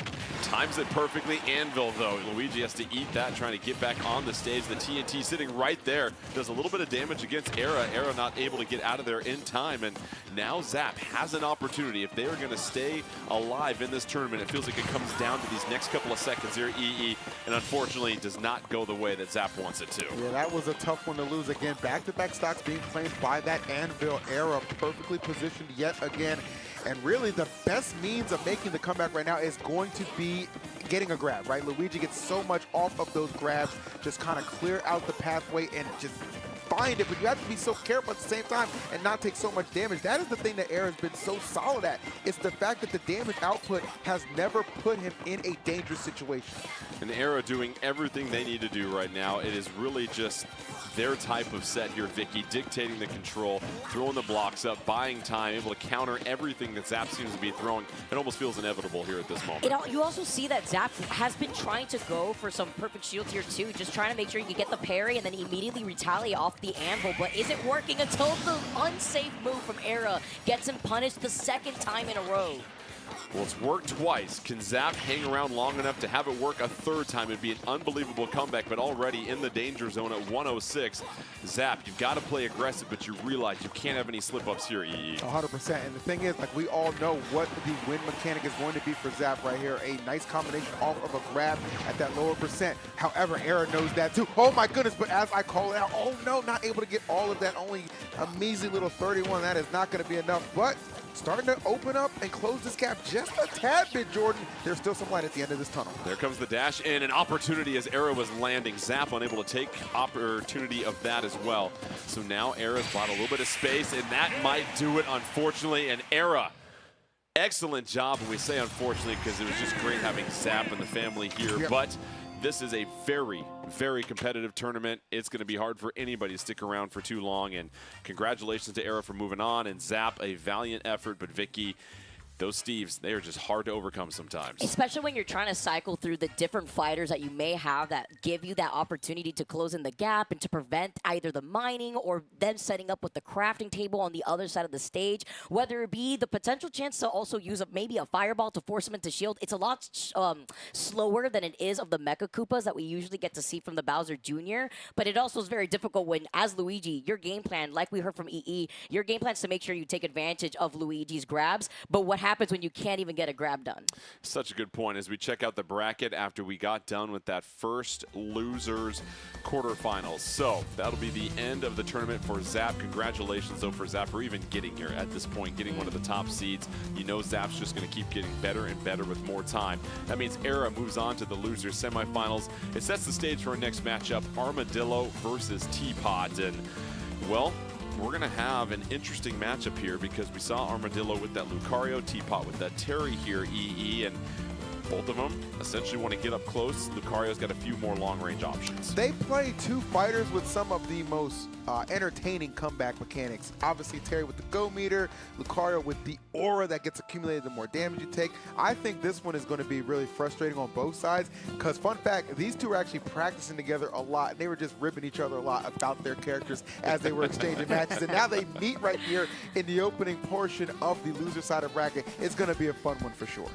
Certainly will. And Vicky, let's say you're Teapot and Terry, you've got Lucario. It feels like you've got to get those KOs as soon as possible because you can't let Lucario and Armadillo start to rack up that damage and get comfortable and take control of the set at that point. Absolutely, because like we know, with the comeback mechanic from both sides here, Terry with that go meter, though, is going to be able to at least put in a lot more pressure than what the aura provides when you still have all three stocks in comparison, because we know that when Lucario is down to only one stock, that's when the aura really showcases itself in literally size of the hitbox of a lot of their moves, but also what you could see when it comes to what they want to bait out for when you are on that last stock. Looks like our competitors are almost set and ready, and that's one thing that we've seen here, E, wasting no time getting in at these sets. You certainly appreciate that. There is zero hesitation as far as what they need to do next here, and the good sportsmanship on display as well, because whoever loses this is done for the tournament. Best of 3, losers quarterfinals. We've got Armadillo and Lucario versus Teapot and Terry. Let's get it rolling here. And now you've got no platforms in the way. It is just essentially fighter versus fighter. Oh yeah, just a straight up scrap fest is exactly what you want to see out of these two characters. Like I said, can be very, very exciting for sure. And I think we're going to definitely see Teapot obviously take the early lead, right? Terry going to put on a lot of percentage and pressure, but Lucario gonna wade through all of that and maybe catch Teapot off a little bit. That's one thing that really cost Teapot when we saw them earlier against Ling, right? It was a lot of, okay, I can get the lead early, but I couldn't maintain it. Against Lucario, that's almost essential, right? It truly is, and we've really seen both fighters exchange powerful blows, and Armadillo able to throw out the strongest one, gets the KO, sends Teapot off the stage, and now Armadillo, you've got a really nice setup here with that one stock advantage here, Vicky. And you have all that percentage on you too. The rapid hits too from the charged up Aura Sphere. You're forcing Teapot to mix up their landing, because when you are in Final Destination, yes, you could see that neutral scrap, but you also lack those platforms to be able to mix up your landing. Nice little mix up here too from Armadillo to make it back. Nice little combo coming out from Teapot, and that'll set the stage to be a little bit more equal here. Really nice recovery there, E. Yeah, that rising tackle is just sensational to use as a move to just kind of act out of situations like that. So Terry, of course, utilizing that to perfection and definitely giving himself an opportunity still in this match. I like, though, what I'm seeing out of Armadillo. A lot of brazen combos and dedication going all the way deep to claim that stock. That was brilliantly played from Armadillo. And able to recover just in time as well. Yep. So Armadillo, the aggression off stage is rewarded. 2-1 stock advantage sitting at just 57%. Vicky, it feels like if you're Armadillo, just keep on being aggressive. That's what's gotten you here at this point. Absolutely, and you can even see the way that Armadillo has been actually DIing. Directional inputting right towards Teapot is avoiding a lot of these raw hits too. But Teapot now controlling the entire point of the stage, having to also avoid those big hits from the Lucario with the charge of Aura Sphere with another potential trade, but the DI jumping into the blast zone, costing him that game. It felt like the aerial mobility and execution of Armadillo was the difference between those two. Oh, 1,000%. I mean, the fact that a lot of those KOs, too, came off the fact that Armadillo, once again, just anticipating some of Terry's movement options and where they're going to end up. You saw that last stock, in fact, and in fact, he just decided to go up and essentially just ended right there with the cleanest of back airs. Brilliantly played from Armadillo. No hesitation, why not? Let's go ahead and set the stage for our second set here. Armadillo, a victory here will propel them to losers semis. Teapot just trying to stay alive in this tournament, and right now it's been a little bit of space back and forth, but excellent parry and recovery there by Teapot. And so far, Vicky, what we continue to see from Armadillo is the fact that you want to be aggressive. You don't mind taking some of those hits because that's only going to help you to get to those higher percentages. Yeah, you are on a smaller stage here too, and there's that directional input that I mentioned before from Armadillo, and that completely cost Teapot stock because you go below the ledge, but Armadillo was able to recover even faster with the height advantage too. And now with that momentum, even when you don't have the aura to rely on, look at the damage output that we still see from Armadillo while still having an entire stock head. And I'll go back to it. It just feels like Armadillo's winning every single battle in the air, and more options while in the air certainly been helping out. But as I say that, Teapot says, shut your mouth. I'm going to go ahead and even this thing up. Yeah, that burning knuckle coming through and evening things. But I really hope that first stock makes it on the Telestrator with Charles, because that was just brilliantly played from Armadillo, recognizing no jump down there. That's how I get the first stock. Beautiful job for sure. But again, we are back on even footing right now. Dash attack coming through, and Teapot maybe seeing a path to victory right now as he's controlling this right side. And really, Vicky, being a lot more aggressive on those landings from Armadillo and following up as soon as they get shielded. If you don't get it the first time, why not try to respond fast the second time? And now you've got that go mechanic. This is where you can shine if you're Teapot. Yeah, especially seeing Armadillo jump a lot. You have to be careful, try to find your landing first, the crack shoot, so that way they can actually reposition and avoid the aura spheres. But I'm thinking maybe a power geyser as we see Armadillo jumping a lot, but you have to recover first, the crack shoot, again, to be able to make your way back.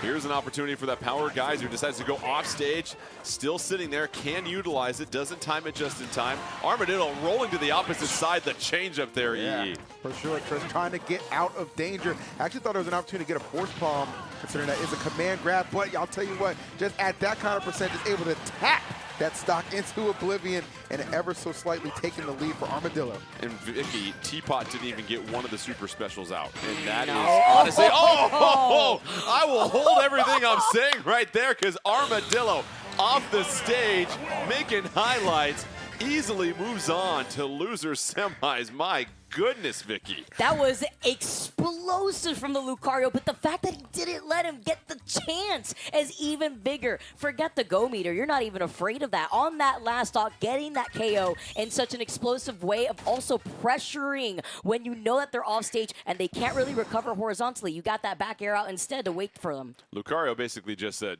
stop. Yeah.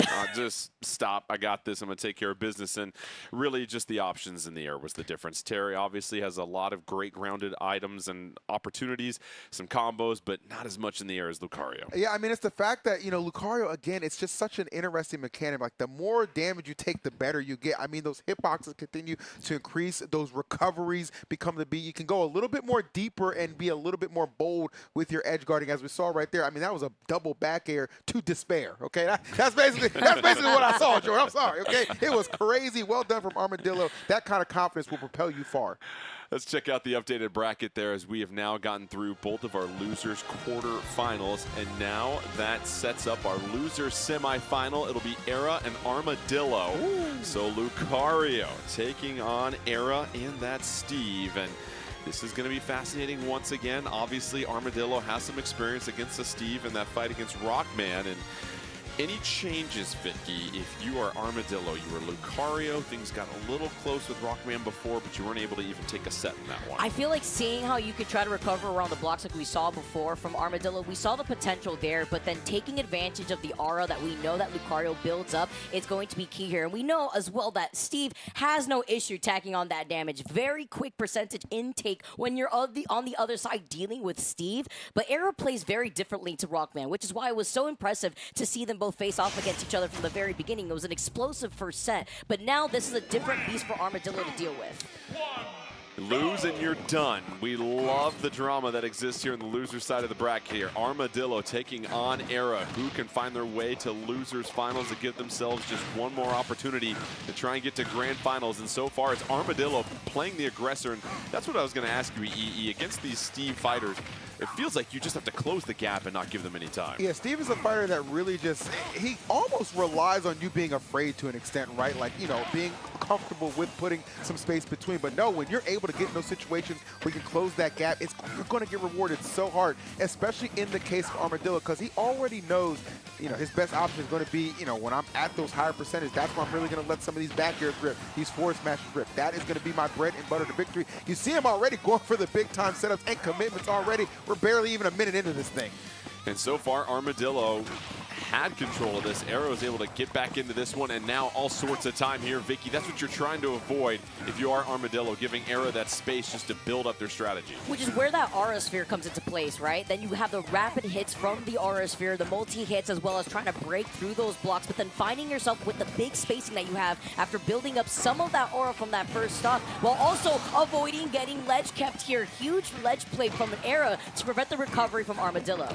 Perfectly read, and then how about the grab into the anvil coming down? Era in full control at this moment and has all those resources ready to go. So EE, now Era can play a little bit more aggressive here. Oh, 100%. And Era, you know, just understand, like, yeah, I'm going to go ahead and give you that percentage I'm sure you're looking to have. However, I'm going to continue to put myself in a situation where if I'm up so much as that double team ends up whipping, it's not really going to make much of a difference for you. Complete control on the part of Era. This is what we love to see, the down smash, the blocks, everything but the kitchen sink being thrown out right now to Armadillo. The down smash on the ledge has been effective. Armadillo somehow able to fight through and pick up the KO, but not before sitting at nearly 100% at the second stock for both these fighters here. And Vicky, if you're Era at this point, you got to craft a couple of more materials because now you've spent most of what you have. Like you said, yeah, you see it right there actually, and not really having that space because you see Armadillo taking full advantage of those extended hitboxes from the aura. Look at the damage output here now too, avoiding the anvil, jumping right through to sneak in with a back air.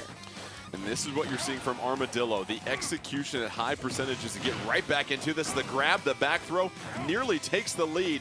Misses the opportunity to read it there. Era able to throw up a couple of blocks, but now you see that force bomb has so much range here, EE. Absolutely. One of the benefits of that aura continuing to increase. Again, those hitboxes get bigger and bigger, and you become even more of a threat. The aura sphere not quite going to be enough to claim the stock just there. Tried to hit it with the double team. That would have been very slick, but how about the rising up air to close that out? Armadillo pulling ahead down the stretch. Now it feels like, Vicky, Armadillo, you gotta be able to connect on a couple of hits here. You gotta build yourself that lead. You got a one stock advantage.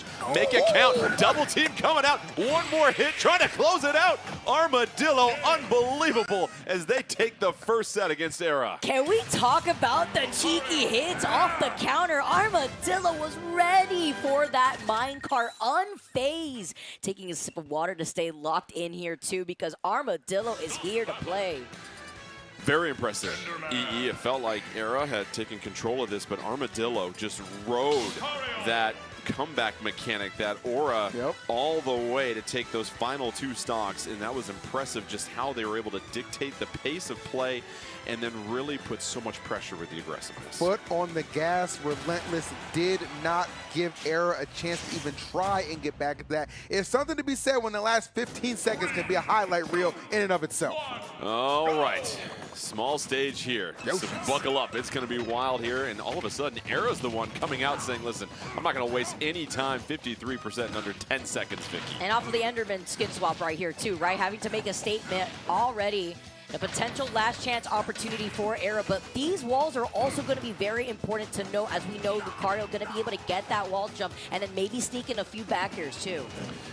Era right now trying to do the ledge trap. That down smash has been so effective in that previous set, but now it feels like Armadillo's finding out the way to work around that. Now they're just both fighting for stage control, and oh, the out of shield grab lag gets paid and punished by Armadillo, takes the first stock. And the fun thing about that too, Armadillo 100% baited that grab. You could just tell by the movement and the positioning Armadillo put himself in, and that's so smart because again, stage like Yoshi's, we know those smaller blast zones can be very detrimental to a character like Steve, who right now on the receiving end of a lot of pressure from Armadillo and that Lucario. And Vicky, those grabs coming out from Era just seem so risky because the lag time at the end of it, we've seen Armadillo severely punished a couple of times now. Absolutely, and something else to manage is the amount of momentum that you're carrying when you're charging up your aura sphere. You could try to jump away and then turn around and charge that up, and it could really increase your momentum in space. But sneaking in a punish out here to claim that first KO is going to be big with the way that Armadillo has been really taking advantage of these leads. And you saw Era able to come back with that down air. That anvil was so effective there at that moment. Now it's just going to be a matter of, can Armadillo close the gap a little bit more, keep Era busy. Era's able to buy an opening here. EE mine some more materials. That's going to be huge for them. It will be if they can get back on the stage unchecked, right? That is the one thing Armadillo has been doing such a sensational job at. You're not getting a chance to get any kind of setups, but I'll tell you what, the setup we've grown accustomed to is that minecart being absolutely obliterated by the double team from Armadillo. It's worked twice now in the last 2 sets for Armadillo. Armadillo, light is at the end of the tunnel trying to fight through it. However, Arrow wants to put a few blocks in the way and force a game 3. And now it's Armadillo sitting comfortable. And Vicky, at these critical moments, if you're Armadillo, what's going through your mind as you try to make sure you can close this out? The quick adaptation. We hadn't seen those double team counters against Armadillo set versus Rockman when Rockman was playing against Steve here. So that's going to be huge as Armadillo is feeling way more in control, looking at this last stock while licking his lips. Armadillo so close right now. Double team misses on the minecart once again. Feels like Arrow's kind of figured that out. Up smash is gonna get absolutely punished. Tried to scoop. There was nothing in the bucket there. And did you see how Armadillo waited? Waited for Arrow to swing right there, thinking a potential punish was awaiting, but no, it was the bait that led to the up smash and leads to a 2-0. Brilliantly played there from Armadillo. Just going, and that's really impressive too, because he had to go back-to-back on matches right there, from quarters to semis. That was solid. Sometimes you just want to keep the momentum going, but Armadillo and Lucario all of a sudden flexing some muscle here, Vicky. And now, if you're Armadillo, you can catch your breath for a second. You're in losers finals. You're going to wait and see who you play here next. But to me, it just feels like that Lucario and being able to just be that much more aggressive, but punish everything. The reads were excellent from Armadillo there. Sometimes it's about making a statement. Just doing nothing and baiting out certain opportunities that we saw from Armadillo was what presented a lot of these KOs to Armadillo there at the very end. Even empty hopping and waiting out on a potential punish is the best way to just wait impatiently and then follow up to claim that victory. All right, I know Charles saw a lot of highlights there. Let's send it to him. Charles, what do you got for us? All right, Jordan. Well, of course, I had to pull some of the action from Teapot versus Armadillo, 2 very explosive characters, and we actually had Armadillo do something amazing here. Now we're going to rewind it a little bit back, and I just want to explain some of the recovery options here for Lucario. Lucario has a lot of different mechanics, like the Aura combined with the Rage, and the Aura actually helps all of Lucario's special moves, so really good stuff here. Armadillo actually charges the Aura Sphere, which he will use very recently after this clip here, after the recovery. So just going to sink down, charge the Aura, and then go ahead and go for the extreme speed in a high fashion on top of the platform here. So we'll go ahead and play it. And this is really great because Terry doesn't have that much mobility. So because of that, able to get onto the other side of the stage, which a lot of characters can't do when recovering. So great stuff on Armadillo, utilizing that Aura and the extreme speed. Then utilizes the Aura Sphere to go ahead and beat out Terry's projectile, that power wave, right? And because of that, Armadillo gets a great setup into this neutral air shield pressure, which we can go ahead and play the clip here. And then because of this first hit, now Lucario's neutral air has 2 hits. So when you go for the parry, you need to go ahead and parry both hits. But because of that, second parry did not come through, right? So Armadillo is going to get a full combo here and then sets up for an amazing edge guard. So we'll go ahead and play the clip here. And after this back air, now Lucario sets up very, very well here. Armadillo wants to sink down low, and in this situation, Teapot is put into a scenario where you have to kind of guess if your opponent is going to jump and be aggressive at you, right? Because Armadillo has that double jump on deck, can go ahead and utilize the double jump back air, and Lucario's back air is so powerful, especially with this amount of rage and aura. And when the blast zone is, you're already so close to the blast zone, Teapot is in threat of losing that final stock. So Armadillo does an incredible job of sinking low and just positioning the double jump back air in a way that Teapot really didn't expect it. So we can go ahead and play out the rest of the clip here, and just very well executed coming out from Armadillo. And these players are playing so on point. I can't wait to see the rest of the tournament. Back to you, Jordan. Such a good point there, Charles. On point, and that's what we feel like we're seeing with Armadillo right now, is really settled into a groove, and you hope that they can continue that after taking this next match off here as we get to winners finals. But really utilizing the mechanic of your fighter, it's a thing that is beautiful once it all syncs up. Let's go ahead and check out the bracket here as we continue to march closer and closer to grand finals. We have winners finals coming up next. Ling versus Rockman, the loser, will face off against Armadillo, the winner. We'll head to grand finals. So let's go ahead and get set here for Ling and Rockman. Ling and Peach, They've been pretty dominant here so far, Vicky. And Rockman, of course, with Steve. This is going to be probably one of the best matchups of the day right now. I'm excited because I'm also wondering, with the way that Ling has been playing so aggressively with that fighter Peach, you know you want to keep on that pressure. How do you get around Steve's blocks? How do you find that opportunity when you know that Ling loves to rely on those turnips? And if you are Steve, what do you best do against Peach here? Oh, you're going to need a lot of anti-airs, right? Because that is going. Obviously, Peach, relies on that ability to just kind of float in and just attack you from above. One of her hallmarks for sure. But in the case of Steve, he's a fighter that really is afforded the opportunity to knock you out of the air, as well as just fortify your defenses with those blocks as well. So definitely a pretty gracious stage, I want to say, to start here for Steve, given Kalos and all those resources that will be available for Steve. But nonetheless, we've seen Ling just play out of his mind thus far. Expecting a good winners finals. Things are heating up here in the Super Smash Bros. Ultimate Championship 2024 tournament. Winners final, best of 3. Ling versus Rockman. Ling and Peach have been pretty dominant along the way. Rockman has had some excellent responses to some counter picks, and we'll see if Rockman now can start to get the read on Ling. So far, it's looking pretty good as they have dominated stage control here, Vicky. Yeah, and it's so important, too. When you have Kalos, you have a lot more stage to work with, but this is the turnip play that we had mentioned before from Ling to see if you could keep up that pressure here, avoid that minecart, but also you have to imagine with the way that Peach likes to jump around Steve's space, you cannot find your way to get back onto the stage once you're put on the ledge. It feels like Rockman has done an excellent job of throwing out option 1, predicting how Ling is going to respond to it. Yeah, needless to say, this gameplay has been rock solid. Yes, that's my dad joke for the day. I like it. There you go. All right. But welcome to the dark side. But not joking around, I mean, this has been a really great execution thus far from Rockman and putting on an absolute clinic as we see another stock fall to the wayside. Rockman not playing around at all, and Ling just really got to sort it out quick, fast, and in a hurry.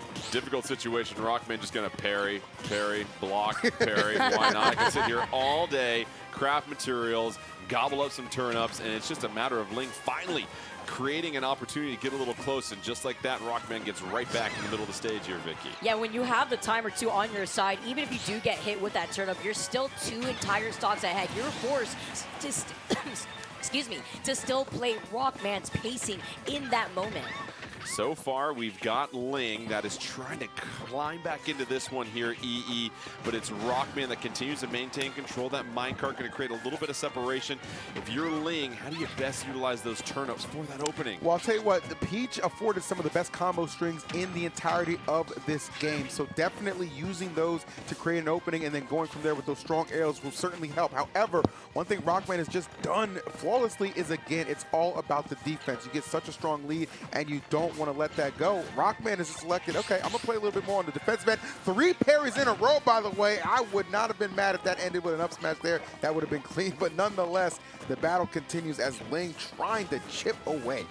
And if you're Ling at this point here, it feels like just take the hits when you can. We've got the bomb coming out. Everybody stop the presses, bounces off the block, and does take a stock from Rockman.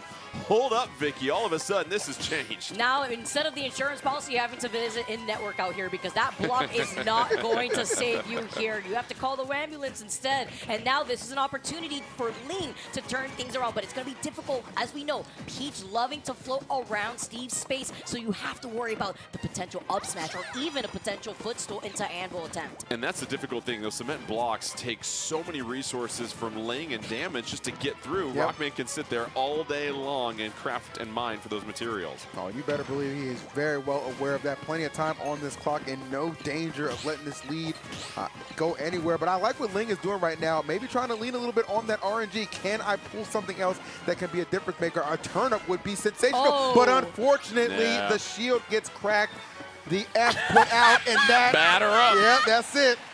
That's it. Wow. Yes, I mean the F for failed because the shield did fail there. So yes, it makes sense. It did. Yeah. Unbelievable. Nicely done by Rockman. I mean, a little bit of stunting on him right there at that end. And listen, we're learning our letters, and we're learning how to also get some easy KO options at the end there. And Vicky, it was too little too late, it felt like, from Ling. And when you've got those turnips, there's not a whole lot of pressure you can apply when you can just build blocks, build that wall, and it felt like Rockman had all day long to chill. That's the Rockman special. You know, no respects out here instead, but with Ling now trying to figure things out, maybe being able to pull that bomb. You know, the RNG has been in Ling's favor before, but with these extra platforms, you have to avoid all this extra damage. Look at this, already nearing 70% in the first 10 seconds, Jordan. And Rockman doesn't waste any time, and I think the issue that we're seeing here, EE, is just almost power output at this point. Yeah. Rockman has just got a little bit more force and damage between all of their hits, and Ling just can't really bust through some of the obstacles to get to Rockman. Yeah, this is unfortunate because this is the first time Ling kind of put in a situation where it's just like it's that much more difficult to find those openings. Usually it's Peach just kind of able to force her way in and then get a lot of damage and accumulate a ton of that. But with Rockman, with a fighter like Steve, the defensives are just so fortified. It's so difficult to get in there reliably without taking so much damage on the other side if you do happen to, you know, whiff on a hit. And the thing is, Vicky, when you're creating that barrier for yourself as the up smash takes the first stock there, you already know that there are limited approach options that Ling can take to get to you, so you can already read them again while you're crafting and mining those materials. Absolutely, and you don't really have to be afraid like we see right here, because you have the Stitch Chase ready to go in hand for Ling, but can you have the opportunity to use it with the way that Rockman has now been able to trade that, but still kept up the pressure, knowing that if Ling wants to approach right now, you have to let go of this turnip if you can find yourself on this ledge. And it's just Ling trying to get something going here, finally gets back on stage, misses with the turnip. Rockman sends the minecart their way, and right now it's just Ling, you got to pull some stuff. You got to get some RNG because Rockman's got you a little bit on the ropes. Yeah, I've really just never seen a situation where it almost seemed like having the turnip was a liability. That is not a case for Peach very often, but great response from Ling, and this will create an opening. Okay, I'm looking at 80s. Oh, make it 96. This is not undoable, but again, if you're Ling, you have to play this so close to the chest. And again, watch out. We've seen already that Rockman can crack those shields, but can definitely take those stocks as well, and that's going to be a full stock lead heading into this final one for Ling. Yeah, excellent read off the minecart just for the spike, and all of a sudden it's a 2-to-1 stock advantage here. You're Rockman, you're loaded up, you got the gold, the diamond here, and Vicky, it's just a matter of Ling, you've got to try to change up here, something to just get through and force Rockman to get a little bit off balance and hurried at this moment. 100%. I think Ling has recognized that, actually taking a little bit of a break before coming back from that top platform to respawn, but also just trying to make sure that you're able to change up the pace with that new approach. It's hard though. You have diamond ready if you're looking at Rockman. You know that that damage output is incredibly scary. And so far, it's the platforms, it's the blocks, it's the mine carts, it's everything that's coming out. There's so much to negotiate for Ling here, EE. Yeah, and so little time to do it, essentially, right? You know, with that final stock, there's just so much pressure on you. We know Peach can make some miraculous comebacks. Some of that, though, is aided by those RNG pools. And right now, nothing coming to the aid of the princess at the moment. The block man is doing his thing and doing it well. It's Rockman, still 2-1 stock advantage. Ling sitting at 106. Ling just trying to get close, but it's been Rockman in full control, and Ling is just looking for an opening, trying to make their way down, and just can't fight through these blocks consistently, Vicky. Yeah, that's why I like to be able to see more of those side Bs, that Peach Bomber, to then go back and forth between these blocks, but it's about finding, again, the opportunity in between these shields that we see from Rockman. But we also see that Rockman has no issue when it comes to being able to get a parry to then react afterwards to get a punish. And has done an excellent job of just the response after those parries as well, too, as you pointed out, as they continue to just dig to the middle of the earth at this point. And so it's Rockman flying off the stage. Ling trying to get lucky, connects with one turnip, can't get the second one. Rockman trying to get back on stage. That minecart going to clear Ling out of the way. Yeah, that was really scary, actually, and another one of those could actually spell disaster for Ling. Well aware of that, trying to utilize these tripads to put some space between them. Slight stage control right now. Gotta make this stock happen right now. And the back air right on cue to do just that. It's slim, but there's still a chance for Ling to get this game number 2, Jordan. Ling has taken the second stock. Now we're on to the final one. Rockman trying to provide a little bit of protection as they work their way through gathering their resources. Ling just being patient here at this point, Vicky. Now it's like, listen, you can take all that you want. I'm going to try and read your option as you finally try to approach me. And this is the matchup, right? You're waiting for those blocks to get taken down. You have Saturn in your hand here, too. There's an opportunity where you could get that shield break, but oh no, spelling out the L, then being able to jump around there with the minecart before then having the space necessary to keep on mining. 2:22 left. Keep an eye on the clock. You see the Mr. Saturn. Only one pitch to try and hit the strike zone for Ling. If not, it's going to be very difficult to get back into this one.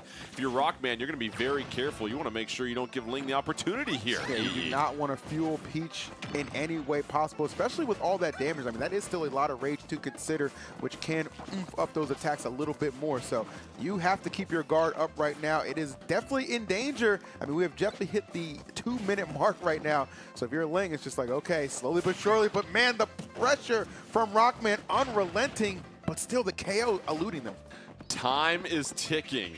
You've got Mr. Saturn. It feels like Vicky Ling is just trying to get Rockman into close enough range to where one connection can lead to a KO combo, and this is really a game of chess at this point. Absolutely. With now a minute and less than 30 seconds on the clock, the way that Ling is playing around these blocks, trying to maybe bait out to punish a back air from Rockman, sends out that Mr. Saturn, but it's a double-edged sword as Rockman was able to re-grab it right afterwards, playing around Rockman's space. You know that slowly you're still adding on to that damage as that timer is going down. Yeah, we saw Rockman chuck Mr. Saturn out of orbit, and now it's going to be nothing but vegetables for the time being for Ling, and allows him to be a little bit more aggressive here. Gets another lucky draw. We'll see here, EE. Yeah, that Stitch could actually be the difference maker. Rockman has done a really poor job of maintaining this lead, especially as the time is weighing down. But look, Ling just chucking it into oblivion, having no fear about it. I mean, 81 percentage. That is rather high considering where Peach is sitting too. If you can land a fair at the ledge, I would be worried, but right now it's all about the blocks and building a defense. Ling is trying to force a game 3. Rockman, a win here, moves on to grand finals. We've got just over 30 seconds left. Who is going to bite first here? So far, it's Rockman, perfectly content to just continue to craft and build up some protection. I figure here, Vicky, with the clock winding down, they can now just craft blocks and almost turtle their way out of this. Exactly, and that's exactly what Rockman's going to do, uncontested by these blocks. Now you're down to 15 seconds. You have to get these moves going. You have to either land this fair or get very lucky with a 30% Stitch face out here after we saw Ling give it away. 5 seconds left. Ling not getting any closer, and this is going to go down to the time running out, and Ling is going to go ahead and drop this because Rockman here, actually they're going to take it to sudden death, and here we go. An opportunity for Ling. Fire's closing in. Heat is warming up, and that's going to be Rockman that gets the first hit. Yeah, I'm convinced that at that point, Ling was just like, you know what? Let's just let the time run out and see what's going to happen. Rockman was like, all right, well, that elusive hit I've been searching for the last 2 or 3 minutes, I'm going to find it within the first 2 or 3 seconds of sudden death, and gets the 2-0 in winners finals. Well done to Rockman. Listen, we love drama. We're glad that it went to that mark right there as well, too. So you get one of those rare sudden death opportunities, and the timer goes out, and it's obviously Rockman that is the quickest to the draw there. So on their way to grand finals now here, Vicky, and it's just so much to deal with. I mean, we saw how technical Peach was, but all of a sudden, you've got to fight through blocks, you got to deal with the minecart, you're hoping for some RNG. Just a lot of things needed to seem to go right there for Ling that didn't. Yeah, and also you saw Ling really relying on those turnips, especially in the sudden death portion, where when you are pulling out those turnips, you're pretty vulnerable trying to pluck that up. So you have to keep that in mind when the time is ticking, even if you had an opportunity to try to sneak in with either a Stitch face to even out before you got to a sudden death position. Let's go ahead and check out the updated bracket as we have our first member making their way to grand finals, and that is going to be Rockman, and that is now Ling versus Armadillo in losers final, and we'll see who will get a chance to advance to grand finals and possibly reset this against Rockman that has been rock solid so far. And so the only competitor to take a single set from Rockman is no longer in this tournament, and that was Era. So Ling versus Armadillo. This is going to be a lot of fun to see here. Early thoughts here, EE. Oh, man, it's tough because, I mean, you look at just how hot Armadillo's been playing throughout losers. That is a scary Pokemon tearing through that loser side of the bracket. However, right there, if I'm Ling, yes, I'm frustrated with how winners finals went, but you could turn that frustration into motivation, okay, and use that as an opportunity to maybe fuel your fire and get back and get another chance at Rockman. It's going to be a good showdown, no doubt about this. I mean, you look at these top 3, any one of these combinations could have made for a great grand finals, but one of these two trying to book their ticket right now. So we'll see who can get to grand finals. We saw Ling that was looking very comfortable with Peach, but all of a sudden ran into some roadblocks against Rockman and that Steve. Now against the Lucario, listen, Vicky, you're not going to have to deal with all that mining and crafting and some of that nonsense. But a Lucario player that's going to be very aggressive, that is going to try and punish all those landings as well, too. Look, no matter what, both of these players have an opportunity to get revenge if they want to find themselves in the grand finals. Let's start up the game here on Town and City, and Ling from the gates already attempting to close in the gap with the turnip. Armadillo was on one over the last couple of matches, playing some excellent aggressive play styles in getting those victories. Let's see if they can continue it with the time off. So far, it's Ling that's been a little bit more the aggressor, taking the early advantage and now just chasing Armadillo on EE. Well, Ling, I'm just thrilled. I can combo without worrying about blocks. Oh, yeah, sign me all the way up, okay? So Ling definitely getting back into their element and doing an excellent job already dispersing 84%, making 94 with some really solid and creative combos. Got the turnip right there to help clear a landing path, and now using that extreme speed to get back is Armadillo as these percents continue to rise on both sides. Armadillo trying to grab there, misses. Ling punishes the whiff, and now Ling trying to chase down, but gets back to the middle of the stage. Can't get the landing. Armadillo, excellent job of trying to get back, but read perfectly by Ling as they pick up the first stock, Vicky. Yeah, even though both of these characters are very volatile, you don't have that aura as Peach has to work with versus Armadillo in this case. But I love the movement that we're currently seeing from Armadillo. Despite losing out on that first stock, still just trying to contest the Peach in the air. Armadillo can't chase the landing. Ling able to get back down to earth, chase down. You see that aura is ginormous for Armadillo at this point, but down to stock. Got to pick something up here, EE. Yeah, 100%. And this is one thing that you're going to see from Ling. There's not going to be a lot of second chance opportunities for Armadillo because Ling understands when you're in a KO vulnerable spot, I am going to 100% push that opportunity. And you see that, I think there was the Nair right there, interrupting the extreme speed recovery and giving Ling a 2-stock lead and trying to keep this pressure up. My goodness, the down air going to release the pressure but not get the KO. Armadillo coming back onto the stage, and all of a sudden we see the force palm. Still not enough though, as Ling is able to hang on. Armadillo just trying to pick up a stock here to try and find a little bit of breathing room. Here's another grab, and then all of a sudden just chased down by Ling. Armadillo finally able to hunt down that first stock. Holding forward and trying to fish for it finally here. Gonna be able to pay off, trying to force their way to also land from those platforms. But this is that extra damage being on that last stock where the aura could pay off here. Ling just trying to close this out and pick up this first set. We see already punishing these landings. The turn-up comes out of shields, not working for either fighter as they really reset the neutral at this point. Armadillo chasing things down with a couple of aerials, and it's Ling right now that can just be patient here. Can be patient, but can ill afford to be comfortable or complacent because we know these kind of percentages are what Lucario thrives on, and Ling absolutely well aware of that. I love that, just able to maintain the Stitch face. Hold on now. Nice patience right there. There's a couple different ways you could have edge guarded, but electing to just go ahead and play a little golf right there on that decision-making. Beautiful stuff from Ling. I love it. Pull up the 3-wood, keep it in the fairway, and go ahead and take that first set. So 1-0 advantage for Ling. You see the wipe of perspiration on the jeans as you get set for the second set. Oh, yeah. You know a trip to grand finals is on the line. Pressure now shifts to Armadillo and Lucario. Armadillo now having to deal with a real-life aura because you know you are one set away from this tournament ending. Any adjustments you might see here, Vicky, from Armadillo based upon what we just witnessed? Hoping that maybe in this next stage we have a little bit less room to work with, and now seeing that we are going to Pokemon Stadium too, now going to be able to see if you can close in that gap and be just as aggressive as we've been seeing Armadillo be in this elimination bracket. When you aren't able to close in the gap, that is where Armadillo has excelled. Not where it really matters when you know that Ling is struggling with maybe a second stock situation.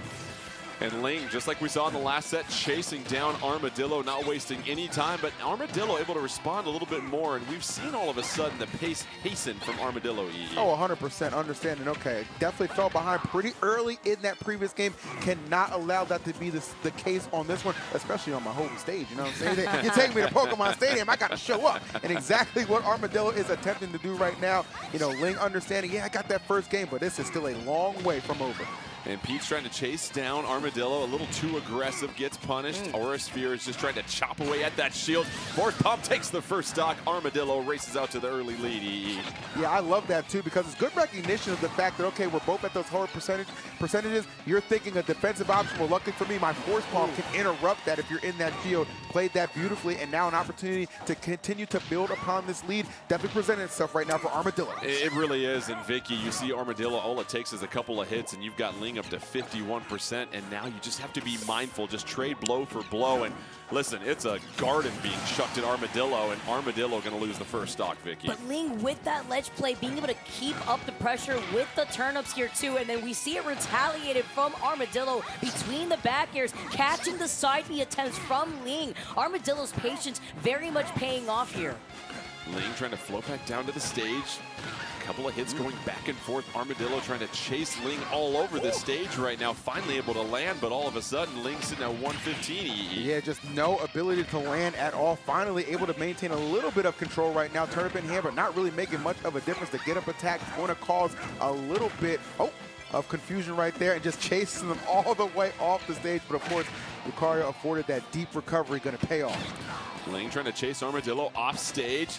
Dropping those turnips. Armadillo has to E1, can't recover, and Ling is now taking a 2-1 stock lead. One more stock, and Ling is going to be in grand finals, Vicky. It just takes a quick bonk with the turnip to push him off from that recovery. Huge plays here, but at 148, you want to be able to maintain this lead. You want to rack on all the extra percent that Ling has been able to do. Whipping that grab, getting punished by Armadillo's back air. So Armadillo, a quick KO, is now giving them an opportunity to try and tie this thing up. They're on the final stock, but Armadillo will have that aura to work with, and now it feels like Armadillo starting to take a little bit of control. EE racking up those hits. And I'll tell you what, when it starts to really go in your favor, that momentum starts to pile up, it could be a huge snowball effect. And right now, that snowball being comprised of a lot of aura on the part of Lucario, trying to take care of business, trying to even it up and send us into overtime for game number 3. Ling, clearly other things on their mind as they pull yet again another stitch and putting that shield in a ton of danger, Jordan. And let's see what's going to happen here. We've got a chance for Armadillo to keep their tournament hopes alive. However, Ling wants to end it and go to grand finals. Armadillo fighting to get back on the stage. Ling throwing the turnip, no luck there. Armadillo again backing up. Is it going to be Ling that chases it down? It's not enough. Armadillo trying to get back on stage. The extreme speed is negated as Ling able to close things out. A sigh of relief. Whew. How about the finish to that thing, Vicky? That was unbelievable. That was so close. Looking at the way that they were duking it out in the air. Look at the sigh of relief, too, from Ling. Cracking their knuckles to make sure that they are ready to go for the potential run back versus Rockman. But that was not easy. You have a little downtime to be able to set up now going into your next set. Yep. So you have to imagine the mental reset after something so close as that last game, one stock apiece, now having to do it all over again, yet this time, though, in the grand finals. Yeah, such a good point. So already you get a rematch quickly after you're ousted out of winners finals. And so if you are Ling, I'm sure you're already thinking about, how do I approach Steve this time around? I've got to do something differently. I didn't have too much luck last time. Yeah, it's all about being able to change up the game plan. Luckily being afforded a few minutes to kind of think that over real quick before we do hop in the grands. But I mean, just the deep sigh of relief just to get there has got to feel good. You can take what you just applied right there against Armadillo and just boom, right out the gate. I want to see a lot of aggression before getting a chance to get those blocks set up and feeling good. Let's go ahead and check out the bracket because our grand finals are now set after all of the action this afternoon. It is going to be Rockman versus Ling. Ling will have to reset this bracket, which means you've got to take 4 sets from Rockman, who has been rock solid since the winners quarterfinals. And so let's go ahead and meet our 2 competitors that'll be duking it out for a championship. EE, it's Rockman who's been dominant thus far. Yeah, and I knew Rockman teasing me a little bit, talking about, oh, might bring out the Mega Man, maybe the Jigglypuff. No, it's been Steve through and through, and for good reason. This is one of the top level Steves in the business, and piloting that all the way to winner's side of grand final, Jordan. And Vicky, we've got Ling. Ling is trying to crawl back up from the depths of the losers bracket, try and reset things. We've seen Peach. Can he make the adjustments? We don't see the same fighter pool for Ling as we see for Rockman. Ling is obviously 100% going to also be sticking to that Peach. Like, we can also expect that, Steve. I feel like with the adjustments that you could make after that previous set, though, you could come in with a fresh slate after coming out 2-0 in that loser's final. So you want to ride that momentum, whereas Rockman didn't have the opportunity to keep their hands warm. Thousands of competitors have fought, scratched, and crawled their way here. We're down to 2 because all of these players here today qualified from the Super Smash Bros. Ultimate Championship Qualifier, which was an online tournament open to anyone. So will it be you that is watching this? That'll be our next competitor. Only you can decide that. But here we are. We have 2 that are going to go toe-to-toe for a chance at the championship. Will it be Rockman that has been so steady, so dominant with Steve over the last couple of matches?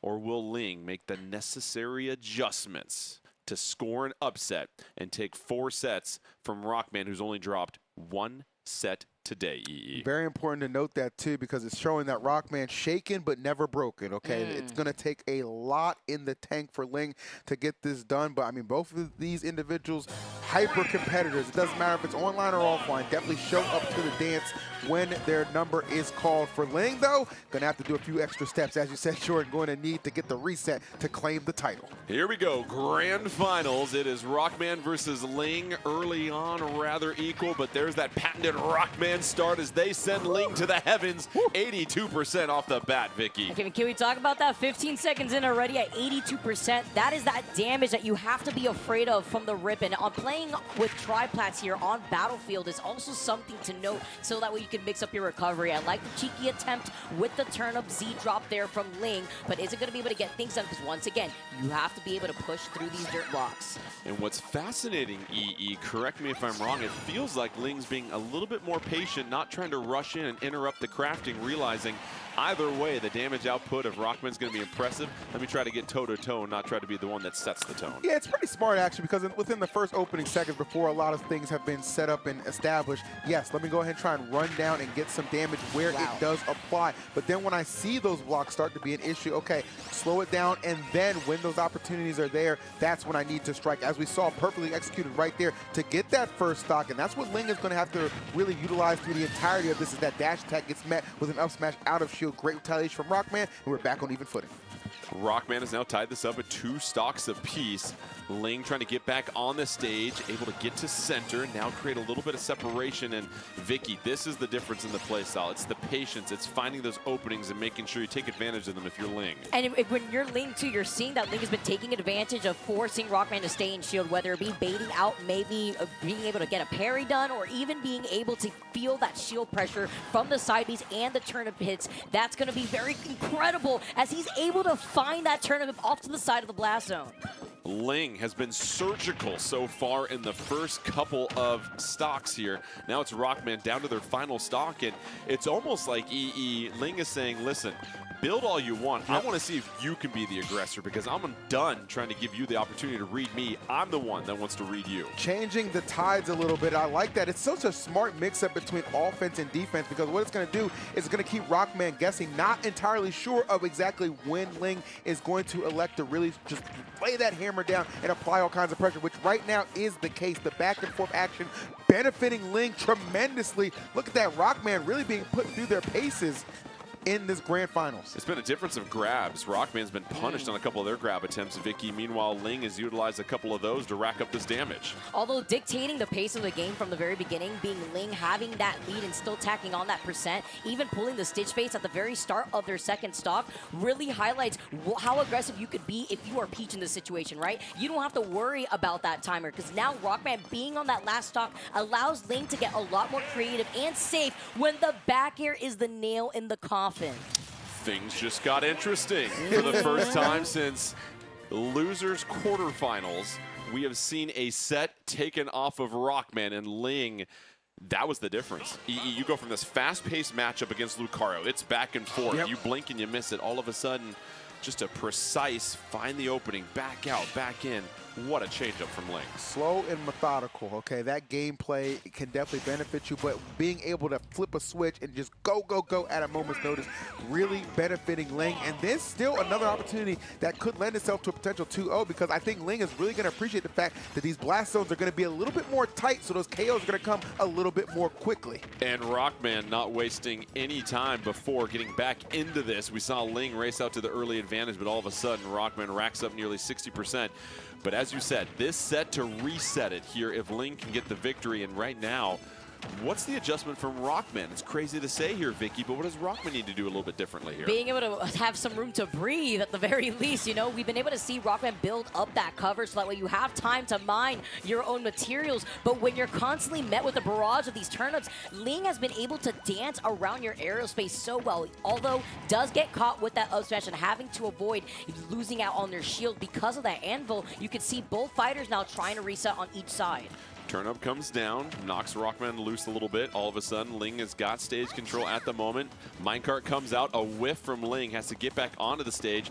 You see the TNT is lit, and it feels like Ling just wants to avoid falling into any traps. We'll just take the trade, and we'll make it 2-2. Let's go ahead, EE. Yeah, everybody doing their best Team Rocket impression right there, just blasting off, and that was crazy. Meow. I'm telling you, and really, it's just not a bad situation to be in, because you're just keeping it on even footing. If you're Ling, it's just like, okay, back to basics, back to the strategy I employed in game number 1. I'm going to keep switching it up. You don't know exactly when I'm going to elect to be aggressive, but just know it's coming. But my defense as well is just waiting to mix you up. It's beautiful. And Vicky, I know Rockman wants to be aggressive with these grabs, but it feels like 2 out of 3 times it's a whiff and Ling punishes. Exactly. We could see that the float cancel and fast falling immediately afterwards from Ling to then get the follow-up into the grab. Even with that block being right there, you could see the way that Ling saving their double jump to then jump around Rockman's space, put them in a way better spot, gets the Z drop on the turnip, but off this parry, something that we've seen Rockman do so consistently.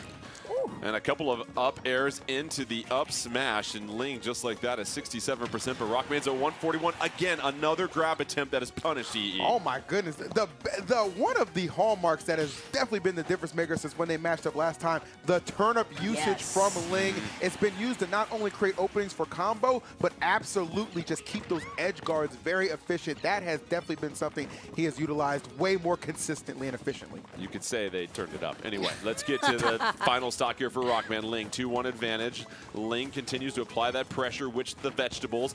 Great job rolling out of the shield. A little pressure there with the down air. Rockman tries to back out. Going to that crafting table, has to pause for a moment. But Ling right now, very comfortable, Vicky. This is when you can afford to be a little bit more aggressive to set up your third stock. And expecting that up smash like you saw from Ling right there, backing away, waiting out for the up smash attempt from Rockman, and then moving in for a punish. The download has been completed in this moment, but you still have to worry about these raw, strong hits from Steve, especially that back air. This is a huge moment here. If Ling can close this out, you get a fresh bracket restart. If not, you put yourself on the ledge heading into the third set. Rockman trying to get back onto the stage, controlling the middle, doesn't get punished for the grab whiff. Ling trying to chase down, Anvil comes down, nearly connects, and here comes the aerial combos, EE. Yeah, Ling just needs to understand, I need to not get overzealous here. Continue to play patient, play your game. It has resulted in so much success up until this point. A reset right at the door. You just have to go through it, but right now, that door getting a little bit more fortified as Rockman starts to get those defenses moving, but that forward air gonna be enough to crown Ling with the 2-0 and get the reset. Big time action, Jordan. Oh, hit the button, press start again. Here we go. Bracket reset. Ling, we thought Rockman looked unbeatable after dropping just the first set early on and winning the last 3 matches 2-0, but now it comes down to this, a grand finals bracket reset, and it feels like all the pressure, Vicky, has shifted over to Rockman. And how does Rockman respond here? This is what I really love when it comes to these reset situations. Remember what we mentioned before, Ling coming in hot from their set versus Armadillo, finding the download necessary when you have some extra games to play versus Steve. Now when you're faced back against Rockman, the potential run back opportunity now being present. If you're Rockman though, being hit by those turnips, like EE mentioned, the recovery, the horizontal recovery, constantly being cut off has been a huge play for Ling because it forces Rockman to be a lot more linear and allows Ling to get an easier punish off the stage.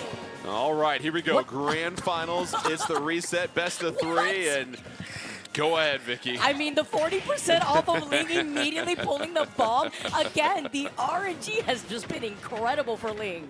It's coming up all Ling at this moment. However, Rockman, another one of those ladder combos will send Ling to the skies. Ling trying to fall, and all of a sudden, Rockman is taking control of this initial stock EE. I want to see a lot of mental fortitude from Rockman, because one thing you cannot allow yourself to do is be overwhelmed, okay? You're going to psych yourself out in that position. Luckily, it looks like that is not going to be the case, because a quick answer right there, 30 seconds into this, is going to see Rockman with a full stock lead, and then building upon that. And Rockman, it feels like, Vicky, not wasting any time trying to craft materials. The spike, and this is going to be a very quick set because at just 54%, it is all Rockman at this point. Look, you could get the bracket reset on me, but I'll show you why I was waiting in that grand finals for you. And Rockman with a quick answer. Something else that has determined a lot of the momentum in this set has been to see which of these players are in the driver's seat, who has claimed that first stock, because then you're forced to play on their pacing.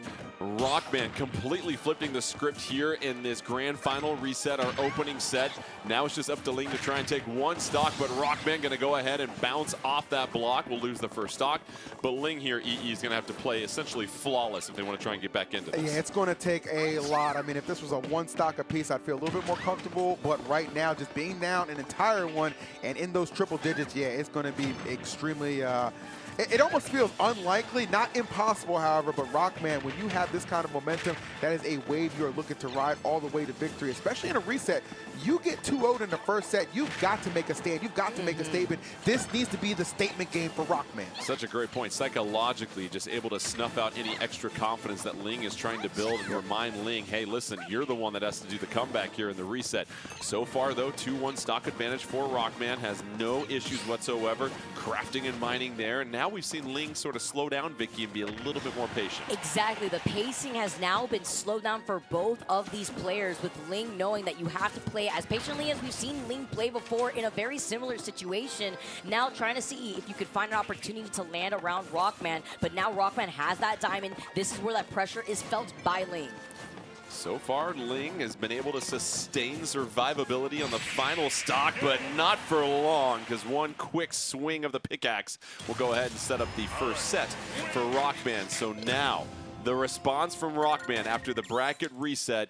Can Ling do the same thing here, EE? Because all of a sudden, that momentum that Ling had came to a screeching halt. 100%. Just absolutely just putting up the roadblock and getting back on track did Rockman.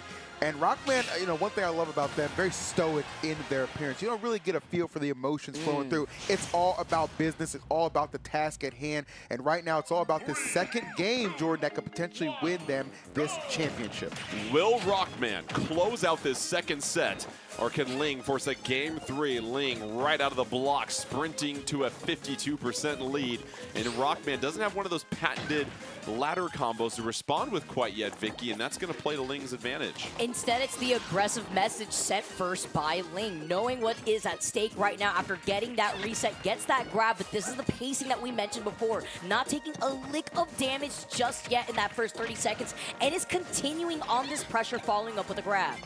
And so far, flawless for Ling. Not even a wrinkle in the dress. As tries to take the first stock from Rockman. No, takes the second one.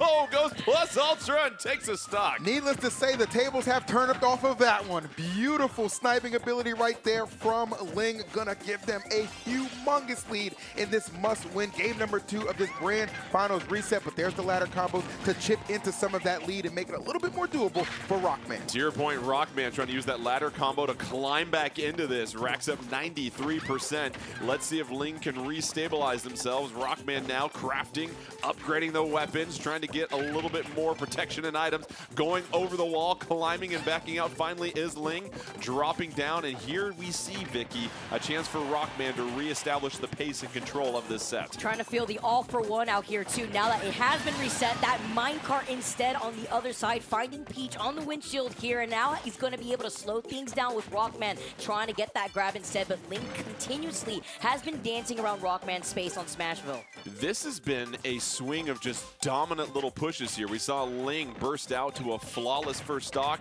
Rockman responds. Rockman trying to rack up more damage, chasing down Peach with that golden axe. Peach wants nothing to do with it this time around. Gets knocked backwards, and now EE, if you're Peach, you've got to think about how do I approach this and make sure I minimize the hits because those weapons have been upgraded. 100%. Yeah, you understand, okay, I need to keep the pressure on, but maybe being able to disengage in some of these situations until that one opening is there, like that they're able to connect, is going to be the best strategy. Always keep in mind, like, that clock is your friend, and there's so much time. You do not have to rush in immediately, but situations like this is where you want to get the pressure mounting and really put Rockman in some disadvantage. Rockman was able to recover and follows that up with 2 solid hits, and now it's Ling trying to get back onto the stage, rolls away from the TNT, avoids the minecart. That shield able to sustain enough protection just long enough. A couple more turnips coming out, and now this is a critical moment, Vicky. Who's going to seize the momentum of this set? It's Ling right now with the stage control. Dancing around everything thrown at you, catches the ledge invincibility, going all the way to the other side here and gets caught by the up air. Ling continuing on maintaining control, whether it be stage control or catching you in the air with an up air. Keep an eye on it. Rockman immediately able to craft a diamond sword just like that, had it waiting, and now the bounce here on Ling. Can't follow up. Ling sitting at 120 EE. Ling has got to make this second stock count. I think Ling is well so in the driver's seat, understanding, okay, this is the opportunity. I cannot let this one get away from me. At 154, I'm going to utilize this stock for everything it's worth, and Rockman experiencing that firsthand right now. Not looking too good. The dash attack going to just barely be enough. We're on those final stocks, Jordan. Here we go. 64% for Rockman. We've got Ling that's trying to chase things down. Rockman with the diamond sword, though. That is going to be very, very dangerous. The grab doesn't get punished, throws it out again. Very safe opportunities there. You see the Peach Bomber connect. Here's Peach. Is that aerial going to be enough? No. Rockman able to get back on the stage, Vicky. And Ling not having that rage to really work into that knockback 2 from that fair, but still maintaining stage control. And the back air, the beautiful spacing from Ling. We are going all the way down to the wire. Listen, before this tournament, they handed us the script. We looked at the final page. We said, no, this is not good enough. We need a bracket reset. We need a game 3. Here we are. This tournament has gone to its ultimate ending that it possibly can, and it comes down to this. 2 warriors going back and forth, figuring each other out. The chess match. There are pieces no longer on the board. Who will get it done in this game 3, EE? Nothing worth having is worth getting easy. So it had to be a dogfight. It had to come down to the wire. It had to come down to this moment. And both of these guys have proven they can rise to the occasion. But who, one more time, can ratchet up the pain and get the job done for this final game?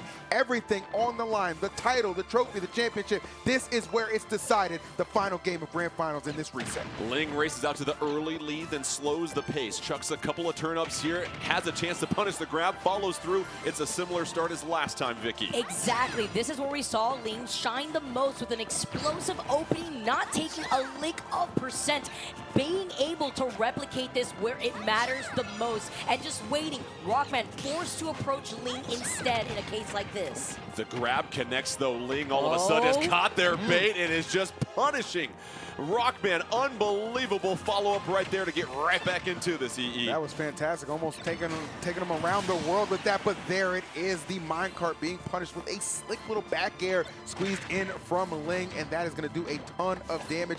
And really, this lead right now, a chance to really be opened up. Ling, I'm curious to see, are we going to go full-on aggression, or are we going to slow things down to a little bit of a halt and elect to be a little bit more defensive? You see those spikes with the turnips trying to set up some follow-ups there, Vicky, and that seems to be the approach that Ling wants to take while they try to navigate these blocks. A lot of dares coming out as well, too. Trying to sneak through those blocks, right? So that way you could be able to find an opening here, even off of these parries that we've seen from Rockman. But the reset has happened, avoiding that minecart, avoiding the anvil on top of it, while Ling slowly tries to approach without trying to get overly aggressive. Here it is, 3 stocks to 2, an opportunity for further separation. Ling, this could be one of the championship moments here as you set the table to try and have the ultimate comeback. Rockman's got to be very careful now. It's been Rockman that's been hiding behind those concrete pillars, but now has to show their face here soon. Has to be a little bit more aggressive to get back into this EE because it's just Ling chipping away. Yeah, and those mine cards honestly have been a little bit of a liability. I mean, every single one has not really led to any kind of offensive follow-up that Rockman is looking for. Ling taking full advantage every single time, and really Rockman in danger of falling behind 2 stocks. If Ling is able to get this KO, maybe right on time. No, not quite, but just about there. The other thing with the mine carts here, Vicky, just chewing through resources for Rockman. Doesn't have a whole lot to work with. Those blocks are now nowhere to be found. That was the #1 thing I noticed there too, and there hasn't been any moment to breathe to potentially get a reset on those materials. You can see right now Ling feeling like they're in the driver's seat, continuing on this aggression with these turnips on top of it.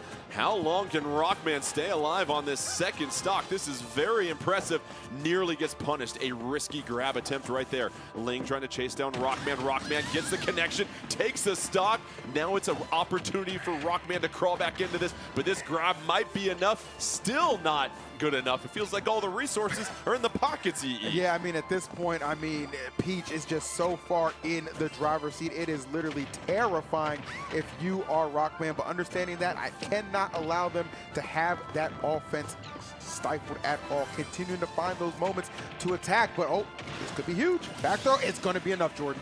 Final stock for Rockman, 41.8% for Ling on the second stock. Can Ling get a quick KO and make this an interesting set? Ling with the advantage right now, however, has to navigate some blocks. Rockman has crafted a diamond sword and has an opportunity to create a lot of damage here. If you're Rockman, Vicky, how do you get back into this one? Well, now you have to have the patience and the space that you build up for yourself, like right now, and having the diamond already crafted, you know that that's the damage output that Steve is looking for. Although the Hollow Bastion platform does allow Ling to continue sneaking through with these turnips, avoid any pressure, and then continue on the momentum so that these turnips could show some respite here. And we've seen that diamond pickaxe just continue to rack up the damage and hold your horses. All of a sudden, whoa, diamonds are not a girl's best friend. Final stock. Here we go. Rockman trying to make some noise. Oh, I'm making a ton of it, enough to fill a stadium, because the fact that Ling let that lead get away from them is truly going to haunt them if this does go awry. Right now, Rockman seeing, okay, I've been in the winner's side of this grand finals. I'm going to show you exactly why that is the case. But Ling, scrappy and ferocious as ever, taking this down to the wire. These final stocks going to determine everything right now. Ling has gotten back into the driver's seat and does not want to seize control. Rockman off stage, able to get back on. Couple more turnips coming. Is this it? Yes, it is. Ling crawls from the depths of the loser's bracket, resets it, and an unbelievable comeback to become your winner of the Super Smash Bros. Ultimate Championship 2024 tournament. Beautiful, just honestly beautiful. And talk about just finally able to express some emotion, right? Both of them being so stoic. You think you're watching 2 Rocks play. There's just a lack of emotion, but right there, letting out a sigh of relief and a little bit of a celebration right there. Hard fought, hard earned from Ling. Beautifully played. Final stock, final set, Grand Finals bracket reset. You couldn't ask for any more. And Vicky, I think what really stood out is just the way that Ling was able to adapt their play style. And all of a sudden, they seemed lost in winners finals and just found something that completely worked for them in grand finals. Not only catching on to habits, but forcing the pace of the game to slow down on their accord is the #1 thing I take away from a set like that. Not only making the adjustments to get the comeback, the revenge after being sent down to the elimination bracket over to that lower side, but being able to make the comeback and keeping yourself fresh and making the adjustments necessary to still play out all the games to the very end. Just an unbelievable finish. Everything you could ask for. One more look at this bracket. How about that? Rockman had dominated through semifinals and winners final, but it's Ling that comes back and resets the bracket and takes 4 sets off of Rockman. And I think if we learned anything here, EE, it's the fact that anybody with any fighter can be successful. And all of these competitors, again, qualified from the Super Smash Bros. Ultimate Championship qualifier, an online tournament open to everybody. And it's great to see after thousands and thousands of sets and matches, it is Ling standing at the top of the mountain. And I want to point out, too, I'm very impressed with the fact that the stage list here being randomized and that having really no negative effect on our competitors. Every single stage being able to be played on to the highest level, some of the strengths, some of the weaknesses being recognized by these competitors, and really all just came together to put together one of the best grand finals I've seen in quite a while. Again, kudos and congratulations to Ling. Hard-earned and hard-fought victory, but of course my hat is off to Rockman as well for being one part of that show as well. And Vicky, what's great is Ling wins this tournament coming through the losers bracket. Also qualified for this tournament, playing through the Nintendo versus Online Challenge Cup. It's poetic in the sense that you're able to rise from the ashes, essentially, and get to the top. You never say never. That goes true in life in Super Smash Bros. Ultimate. And that really highlights you to never give up, right? You always never give up, keep on gaming. You never have the opportunity to let your opponent really take advantage of any mental boom that you may be finding yourself in. And that's exactly what Ling also displayed here when being sent down to that elimination bracket.